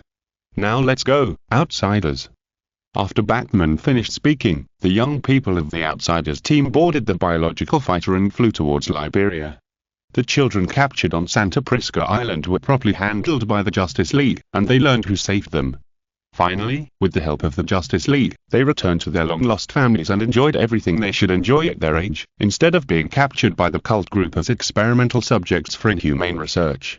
When the outsider team went to Liberia, several figures gathered in the hall of a mansion whose location was unknown to any outsider. Moba bent over and said to the two figures in front of him, "Lord Evil King, Lord Wise King, this is what happened." Next to Moba was Gozan, who was also bent over, and behind them were four other figures, three of whom were dressed similarly to Moba and Gozan, and the other one was wearing a pure white suit and kept a distance from the other three. After listening to Moba's report, the face of the King of Wisdom, which was covered by his white robe and hat, became obviously ugly. He shook his robe and said to Moba and Gozan in a very dangerous tone, "So this is the reason why you lost the unit core? You met the Emperor's isotope." From the words of the King of Wisdom, it can be heard that on Earth 3, the concept fragments have another name, unit core. Yes, the strength of the Emperor's isotope is too terrifying. The two of us are no match for it. In order not to reveal too much information to the other party, we fled without fighting. Please forgive me, Lord King. Humph, you'd better tell this to His Majesty the Emperor. The King of Wisdom looked at the two and snorted coldly, and then looked at his external brain, the King of Evil. However, the attitude of the evil gentleman king was at two extremes from that of the wise and knowledgeable king. He waved his hand to signal Gozan and Moba to stand up, and said to them in a kind and gentle voice, "Get up, your behavior is correct in facing the Emperor's isotopes. I don't care about your failure. The overall situation is the most important. Evil gentleman, it's easy for you to say, but what if the guy finds out the secret of the unit core?" The wise and knowledgeable king didn't understand the evil gentleman king's attitude, and said like a machine gun, "You must know that the Emperor can pull out an army and has such a powerful force. The unit core and biological unit are the key. They lost the unit core whose power no one in this world knows. How can they not punish him? Wise and knowledgeable, there is no need to say more. This world has a very strong force, and the Emperor's isotopes are not the strongest combat power. We must forbear and put the overall situation first." After being said by the evil gentleman king, the wise and knowledgeable king's anger was half gone, but the look in his eyes when he looked at Gozan and Moba was still full of murderous intent. This won't happen again. If it happens again, even the evil gentleman king won't be able to save you. After saying this to Gozan and Moba in a very unhappy tone, the Scienzi king swept his sleeves and left the hall with the evil gentleman king. Walking on the road, looking at the somewhat angry Scienzi king, the evil gentleman king said something. "That guy recently found a cult group called Blood Brothers. Scienzi, you can do what you are best at and prepare for the coming of the Emperor. You guys understand me well, Blood Brothers, right? I'll remember them." Having been diverted by the evil gentleman king, the Scienzi king decided to find this cult group called Blood Brothers to relieve his boredom. When the two kings left, Gozan, Moba and the other three were facing the ridicule of the man in white. "Only the 5 of you who are qualified to be beast demon generals together will flee in panic. If I were there, it would be a different scene. Mysterious object, Earth Not Earth 3 where the villains gather, a common internal conflict is happening." The words of the man in white are definitely not nice to hear, and the man who seems to be a twin brother of Gozan also stepped forward and said to the man in white, "Don't be too arrogant. Don't think that you can do whatever you want just because you have a better unit core, Latron. Strength is everything, Gobbo." The man called Latron glanced at Gobbo, then his eyes swept over the other people and said disdainfully, "I am from a different dimension than you guys." The disdain in Latron's tone made the 5 people very angry, but they couldn't beat Latron in a single fight. Only when they merged could they have the strength to fight. But in the end, the 5 people were not sure who would win. "We admit defeat this time, Gobbo, let's go." The one-eyed man among the 5 walked up and quickly grabbed Gobbo, fearing that he would anger Latron and bring about bad things. Seeing this, Gobbo said to the one-eyed man in confusion, "Again, can we just let it go like this? We are all members of the 12 Beast Generals, so why should we be afraid of him?" Looking at this guy who was even more brainless than Gozan, the one-eyed man named Gen could only be thankful that this guy was just a leg when they merged, otherwise something serious would happen. "Gobbo, don't be impulsive," the man with the least presence among the 5 also advised. "Even you, Reba." Gobbo was very unhappy with the attitude of his teammates, but he could definitely not beat Latron alone. Seeing that even Gobbo's teammates were urging Gobbo to calm down, Latron couldn't help but clap his hands and laugh. Ha ha ha, did you see that, Gobbo? Even your teammates are urging you to calm down, so you'd better not do stupid things, otherwise I will use my power to teach you what calm down means. The condescending tone in Latram's words annoyed the 5 people, but who made the other party have the top 3 combat power among the 12 beast demons, and if the Emperor hadn't limited the number of kings to only 4, this guy would have been a king long ago. You. Gobbo is so angry that his heart skipped a beat. After seeing this scene, Latram laughed even more happily, and left the 5 people with a smile all the way. Only the 5 people who were indignant were left. After Latram walked away, Gobbo stamped his feet in anger and cursed. Damn guy, he is so arrogant every day, sooner or later he will get his retribution. Humph, instead of waiting for him to suffer, it's better to think of ways to become stronger yourself. Gee, Zane said after a cold snort. Hearing this, Gobbo was even more furious. Then tell me what method you have to become stronger. Of course we have it. Moba suddenly laughed, and Gen walked to Moba and asked him, are you going to take out that thing? Yes, my dear friend. Moba smiled evilly, then looked at the others and said loudly, brothers, I believe that everyone does not want to live such a humble life anymore, and I just have a method to become stronger. I wonder if you're interested in listening to me. Tell me what method you have, Moba. Gobbo immediately became excited when he heard that there was a way to become stronger, and even Liber, who had a low sense of presence, lit up his eyes. Then, in full view of everyone, Moba took out a sphere. The sphere was mainly white, with blue lines on the surface. How did you get this sphere? Gobbo said in surprise. Liber on the side couldn't believe it either. He hurried to confirm whether this was the thing he knew. Is this really the thing that is still in the experimental stage? Moba smiled and continued, Liber is right. I spent a lot of effort to get this from the first laboratory of His Majesty the Emperor. It is said that eating this thing can make you stronger. I got 5 in total. Does anyone want to try it? As long as I can get stronger, nothing else matters. Give it to me. Gobbo, who was most eager for power, stretched out his hand and motioned to Moba to give him one. The other people also said that as long as they could get stronger, they would accept the mysterious sphere that Moba got. At the same time, when the villains of Earth 3 were looking down on each other, the outsider team of Earth 0 was very close to Liberia. Like other countries in Africa, Liberia's first impression is poor. It can't even be self-sufficient in food. It has good mineral resources, but it is listed as the least developed country in the world. Sitting in a biological fighter in stealth mode, the outsider team appeared over Liberia. We're here. As the owner of the biological fighter, Megan said after arriving at the coordinates given by Batman. As soon as he arrived, Jello used telekinesis to scan the surroundings. There were alien fluctuations in the report, but there were no alien items. There were a few soldiers guarding the place, as if they were worried about something. After confirming the extent of the situation, Jello said to the other members of the outsider team, we're late, the things have been taken away, what should we do now?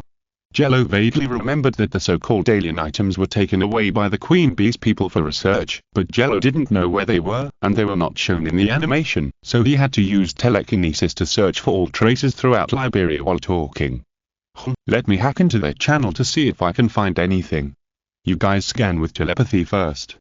Hearing this, Dick immediately hacked into the other party's communication channel to find all the information that could be used, while Megan, Jello, and Raven, the 3 members with psychic abilities, searched for traces of alien objects without alerting outsiders.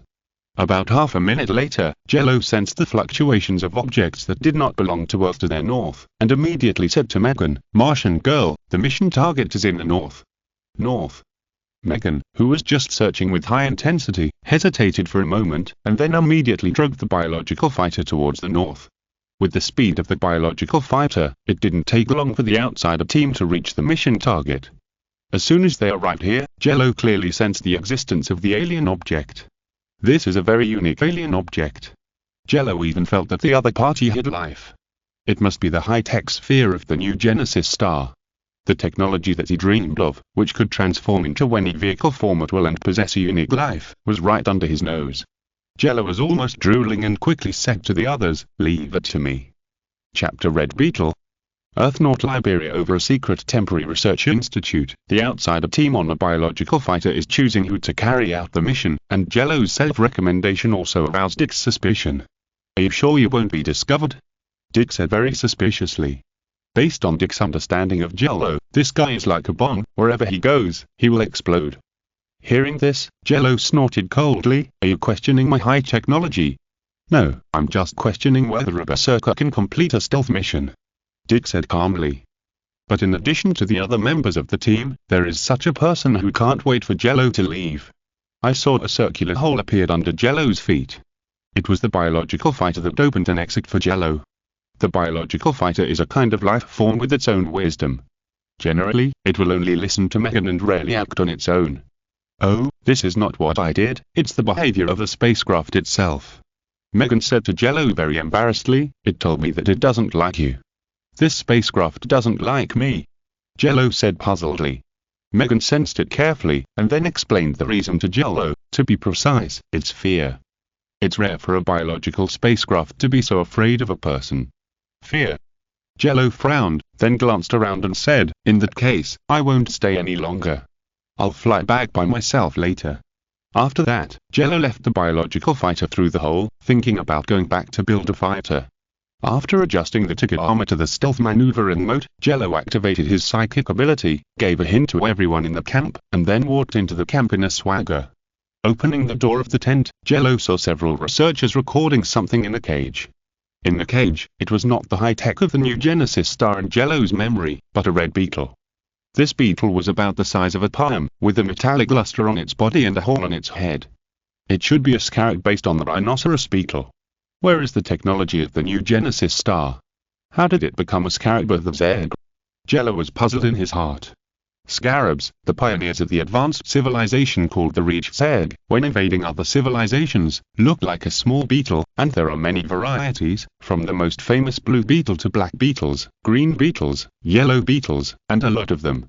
The mission of the scarab is to invade other planets, find healthy individuals in the local area, attach to their bodies, and gradually become warriors in the local civilization, gaining reputation in battle after battle, and preparing for the Reach Zerg to come to the planet in the future. Scarabs can be used as exoskeleton armor for parasites, providing very powerful strength, and countless technological weapons, which can raise ordinary humans to the level of second-tier heroes. As for the red beetle in front of Jello, who appeared on the Earth for unknown reasons, Jello couldn't come to Liberia for nothing, so he planned to take the red beetle away and use it to study the technology at Reach. So Jello increased his mental ability, further hinting that these researchers ignored his behavior, and then stepped forward to open the cage, grabbed the red beetle with his big hand, and held it in his hand. As soon as it was caught by Jello, the red beetle seemed very irritable and kept trying to break free from Jello, but how could Jello let it succeed? Holding the red beetle tightly in his hand, Jello made the red beetle stop with a telekinetic shock, and then threw the red beetle into the small broken watch. When he returned to the ultralight, he would train the red beetle and let it follow him to turn over a new leaf. Then, Jello left the camp and flew into the sky. I have obtained the mission target, and the outsider team can evacuate. After speaking to others in the mental network, Jello accelerated to leave Liberia and flew towards the direction of the lighthouse country, and the biological fighter followed closely behind. After Jello flew away, a purple scarab warrior quietly walked out from the dark. He looked at the direction where Jello went and said, "What a terrible Earth warrior. It seems that the Illuminati has concealed too much from us. It is necessary to report to the commander and let him re-evaluate the plan to occupy this planet." The purple scarab warrior was very glad that he had just resisted the urge to fight with Jello to tell him that the planet was targeted by the Zerg. That terrifying speed can only be matched by the most powerful scarab warriors under the Zerg Empire of the Reach, not to mention that the other party has psychic abilities, which makes the purple scarab warrior even more fortunate that he observed for a while longer. When the purple scarab was about to send a message to the Zerg Empire of the Reach, he found that he could not send the information. What's going on? The purple scarab was very surprised. Don't be surprised, my friend, this is just a little accident on Earth. At this time, the savage Vandal Savage walked in front of the purple scarab. Few people know what this immortal who has lived for 50,000 years is thinking. Even the purple beetle was curious about one thing, Vandal Savage. Why are you here? Oh, my friend, of course I am here for our friendship. Vandal Savage said to the purple beetle with a smile. But for some reason, the purple beetle felt that the man in front of him was very scary, and his smile was so creepy. No, I don't believe you. The purple beetle took 2 steps back in fear. He was originally sent to work for field research, and he was full of vigilance against the entire planet. Even if the target was an ally of the Zerg of the faraway Zerg, that's a pity, my friend. Vandal Savage's smile became even stronger. As Vandal Savage's voice fell, a figure came behind the purple beetle, avoided the scarab's detection with a powerful psychic ability, and put his hands on the purple beetle. "Sleep, sleep, my child," a soft voice sounded behind that purple beetle, and the purple beetle really felt that he wanted to sleep, so he closed his eyes and fell to the ground. With a bang, the purple beetle fell to the ground. The charming and dark-skinned queen bee looked at the purple beetle and said, "It's so vulnerable, Vandal, can this partner you found really help us complete our plan? They are just one of the links and can be replaced, but before that, I think it's better to let them continue to be stupid," Vandal Savage said mysteriously. Up to now, Vandal Savage has completed the layout of his lifelong plan, except for one thing, that is, he hasn't heard from Mongo and Warworld for a long time, which makes him feel a little wrong, but he didn't tell anyone. The importance of Warworld to his plan is much stronger than the so-called Far's egg. Chapter Titan Founding Day. Earth North Happy Harbor. After solving the last problem, the Outsiders team returned to Happy Harbor, and Zero, who was a little scared by the biological fighter, flew back to Happy Harbor at the fastest speed before the others and entered the base through the secret entrance. Batman and Superman were already waiting for the Outsiders team here. Seeing that only Zero came back, Superman was still curious, so he asked Zero, "Why are you the only one back? Where are the others? They will be back soon, and the plane is a bit slow." Zero first removed the helmet of the Tiger armor, and then said to Superman, "Then why didn't you take the plane with them?" Superman asked, more puzzled. After hearing this, Zero rolled his eyes at Superman, and then he told Superman that he was scared by the biological fighter. Puff, Superman, who thought Zero was joking, couldn't help laughing on the spot, and then talked to Zero with a smile. "You mean the plane is so scared that it won't let you sit on it?" "Yeah, what's wrong?" Jello looked at Superman, who was still trying to laugh, very unhappy. After Superman finished laughing, he asked Superman, "Oh, by the way, the comic I mentioned was released today, have you read it?" "I'm a little busy recently, I'll read it in 2 days." Superman waved his hand indifferently. But Batman on the side looked at Superman more after Jello said this, thinking about other things in his heart. "Then I'll read it in 2 days." Jello smiled lightly, and silently imagined what Superman would think when he saw Homelander. At this time, the other members of the Outsider team also took the biological fighter back to the secret base. After the others got off the biological fighters, Superman glanced at everyone present and announced to everyone, "You did a great job, young people, so the Justice League unanimously decided that your probation period is over. From now on, you will be a special team under the Justice League. You can give yourselves a more formal code name." After a few simple tasks that can still test the attitude of the young people in handling tasks, the Justice League thought it was time to give the young people more recognition. "Really?" Wally jumped up with his eyes shining. "Yes." Superman smiled and nodded. Batman on the side poured cold water on him at this time, "But if you get into big trouble, you will also be disbanded, understand?" "Understood." Calder answered first, and then asked, "Then do we also decide the name of our team ourselves?"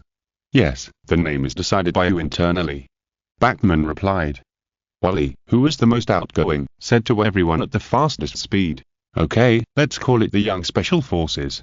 "Everyone, it sounds cruel, doesn't it? Young Special Forces." Hearing this name, Jello frowned and immediately complained, "Flash Boy, why don't you say Big Hero 6? Besides, you and Aquaman are the only 2 minors here, okay? Where are they young?" Jello couldn't help but complain about the name Young Special Forces, which has a very Disney flavor. Besides, he is 20 years old, Donna is 23 years old, Dick is 25 years old, Raven is 18 years old, and Starfire and Megan are 23 and 47 years old according to the Earth's calculation. Where are they young? Hiss, this, after being complained by Jello, Wally immediately went into contemplation mode, and then said another name, "What about the Super Patrol?" "No." Everyone refuted in unison. "If you continue like this, we will deprive you of the right to name." Jello warned faintly. But everyone present was more or less a bit bad at naming. After discussing for a long time, they still couldn't come up with a suitable name until Donna mentioned a word casually. Titan? Titan, an ancient god who once ruled the world in Greek mythology, was the world ruler before the Olympian gods, and was often considered a giant with a huge body. Donna just mentioned it casually, but Jello heard it. Titan? This name is good, how about this? Jello followed Donna's opinion and continued. According to the memory of the previous life, the name Titan was used by the young hero group, and the name Titan was just right for his group. Titan? Dick pondered for a while, but soon, he agreed as if driven by fate, let's use this name, I have no objection. The legendary ancient god. I have no objection. Cale hesitated. As an Atlantean who believed in Poseidon, Cale knew that Titan existed, but Cale had no objection to this. After all, Cale had never seen Poseidon appear in his life. Titan? Starfire and Megan, who had just arrived on Earth, didn't know what the word meant, and Raven explained to them. It's the god in Earth mythology. I don't really understand it, but it's very powerful. Guys, can't we consider the super special forces again? Wally said unwillingly. No. The others replied in unison. Seeing that everyone seemed to have decided to use the name Titan, Bachman also said, it seems that you have decided on the name, young people. Next, you can go home and rest for a while. The Alliance will strengthen the confidentiality of the base and prepare a mysterious surprise for you. Before Bachman finished speaking, Superman said everything Bachman should say. Bachman looked at Superman with some displeasure. After that, the Titans temporarily left the base and returned to their respective homes, while Raven ran to spend time with her best friend Megan. The two girls with similar backgrounds got along very well. When the young heroes were resting, the villains united by Vandal Savage had just come online. As their executor, the athlete took out the Titan potion he got from the Cobra cult and presented it to the members of the Illuminati. The Cobra cult has fully demonstrated the potential of the Titan potion for us. As long as there are enough potions, we can fight against the Giant of Light, except that our smart partners chose to use minors as experimental subjects. The Titan potion was originally developed by the Illuminati with the support of the Cobra cult. It was not a big deal for the athlete to take some of it. Not to mention that the Cobra cult did things that the Illuminati did not agree to. Chapter Lighthouse Justice League JLA. In an unknown base on Earth Naught, the stupidest thing the Cobra cult has ever done is to kidnap a large number of minors for human experiments, and they did it without telling the Illuminati. Now, this matter has been known to the Justice League. If the Illuminati handles it improperly, the consequences are imaginable. I think the Cobra cult has paid the price for their stupid behavior. Vandal Savage said coldly to other members of the Illuminati. However, we also learned from this incident that the Justice League has formed a team and is suspected of secretly investigating us, so for the sake of our great cause, please do not take it lightly. Don't worry, Savage, I have a way to attract the attention of the Justice League. Lex Luthor suddenly said to Vandal Savage with confidence. Hearing this, Vandal Savage nodded, and then asked the Ninja Master Lars Elogu, then Lars, has your assassin found the location of that thing? The thing you want is on the island of Kowtow Malta, in the laboratory called Jotunheim by the Lighthouse people. It is still very active and has become bigger than before. Lars Elogu was wearing a green robe with gold edges, and his eyes looked at Vandal Savage. Hearing this, Vandal Savage smiled with satisfaction. Up to now, everything was under his control. Whether he was regarded as the envoy sent by the Zeg of the Rise of the Earth, or obtained enough potions with the power of giants, the general direction of the plan was still in his hands. Except for one thing: Warworld. In Vandal Savage's plan, Warworld played a very important role. As a celestial mechanical fortress, Warworld has enough power to rival several large-scale space fleets. Vandal Savage has been coveting Warworld for a long time, which is an indispensable combat power in the plan of the Illuminati. Only by getting Warworld in hand can Vandal Savage have the confidence to declare war on the major races in the universe. However, Warworld has a master named Mongo, who is very uncooperative. Moreover, Vandal Savage has lost control of Mongo's whereabouts, and the intelligence of Warworld has also been lost. Although it is normal to lose contact for several years in Mongo's situation, there are only a few years left before the start of the plan. This makes Vandal Savage very worried. He is afraid that Mongo's character will provoke someone who shouldn't be provoked, and then be blown up with a punch, and even Warworld will fall into the hands of others. But Vandal Savage cannot show his worries about this matter. People in the Illuminati are not easy to deal with and must be cautious. After that, the Illuminati confirmed the development of some things, and the meeting was considered over. When the meeting was over, Lex Luthor, who was sitting deep in Cadmar's laboratory, made a phone call, a call that only the White House could answer. I wonder what Mr. President thinks of my proposal. I don't need you, Lex Luthor, to tell me what to do. A slightly angry voice came from the other end of the phone, and the owner of this voice was the current president of the Lighthouse country. Facing the president's rebuttal, Lex Luthor smiled slowly. "You're right, Mr. President, but I don't think the public's support for the Justice League is like this. Maybe next time, the public will elect Superman as president. Then I don't need you to teach me how to do things, Lex." As soon as the voice fell, the president hung up the phone and called a person over with the phone. This person had white hair and wore the military uniform of the Lighthouse Country. From the rank on his shoulders, he could tell that he was a general. He was Sam Lane, the father at Lois Lane. Mr. President looked at General Ryan and asked, "General Ryan, how is the Justice League going? Have the candidates been decided?" "We have already decided on the candidates for that matter. As long as we succeed in winning over most of them, we can establish our Justice League." General Ryan puffed out his chest with full confidence. "Then show me the list of candidates," Mr. President said to General Ryan. "Okay, Mr. President."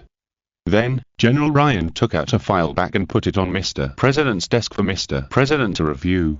The candidates for this hero group are as follows: Shazam, Green Arrow, Captain Atom, Katana, Dr. Light, Stargirl, Hawkman. Just like the Justice League started with 7 people, the initial candidates for this team were only 7. Everyone has an independent file, which explains everyone's abilities and origins in detail to help Mr. President better understand this team. Shazam, a superhero active in Philadelphia, has infinite strength, is invulnerable, has super speed, and has the ability to summon lightning. Although he looks very mature, he acts very naive. The reason for his selection is that he is easy to deceive. Green Arrow, the superhero of Star City, the modern Robin Hood, has no superpowers. He was selected because he had expressed his desire to join the group to his contract, and he had been rejected by the Justice League, and he had friction with the Justice League. Captain Atom, a creation of a military experiment, has a layer of alien metal that can absorb energy on his body surface, and has very strong power. Various data show that he has the strength to fight Superman. He was selected because he serves the military and is a colonel. Dr. Light, his ability comes from his clothes, he is a good guy, and he joined the group by tricking. Stargirl, who gained her ability because of a scepter, is also a gullible naive person. Katana, this is a mercenary, he works for money, and the last thing they lack in the Lighthouse Country is money. As for Hawkman, he looks like a couple with Hawkgirl who joined the Justice League, but he said that he is not familiar with Hawkgirl, which is very strange. These 7 people are the superhero team of the Lighthouse Country. They are a team of heroes belonging to the Lighthouse Country. Unlike the Justice League, which does not take the Lighthouse Country seriously, this team was created just to be loyal to the Lighthouse Country. For this reason, their team name is even called the Justice League of the Lighthouse Country, or JLA for short. After seeing these candidates, the president was very satisfied. At this time, the president remembered another thing. Where is Amanda Waller? Didn't she say that she would also form a team to solve problems that we can't solve? Let her come to see me. End of this chapter. Thank you very much for reaching the end. Don't forget to like. Looking for more exclusive content and immediate access? Subscribe to our Patreon. Remember, every like, subscription, or donation encourages us to continue. Thanks to everyone. See you in the next video.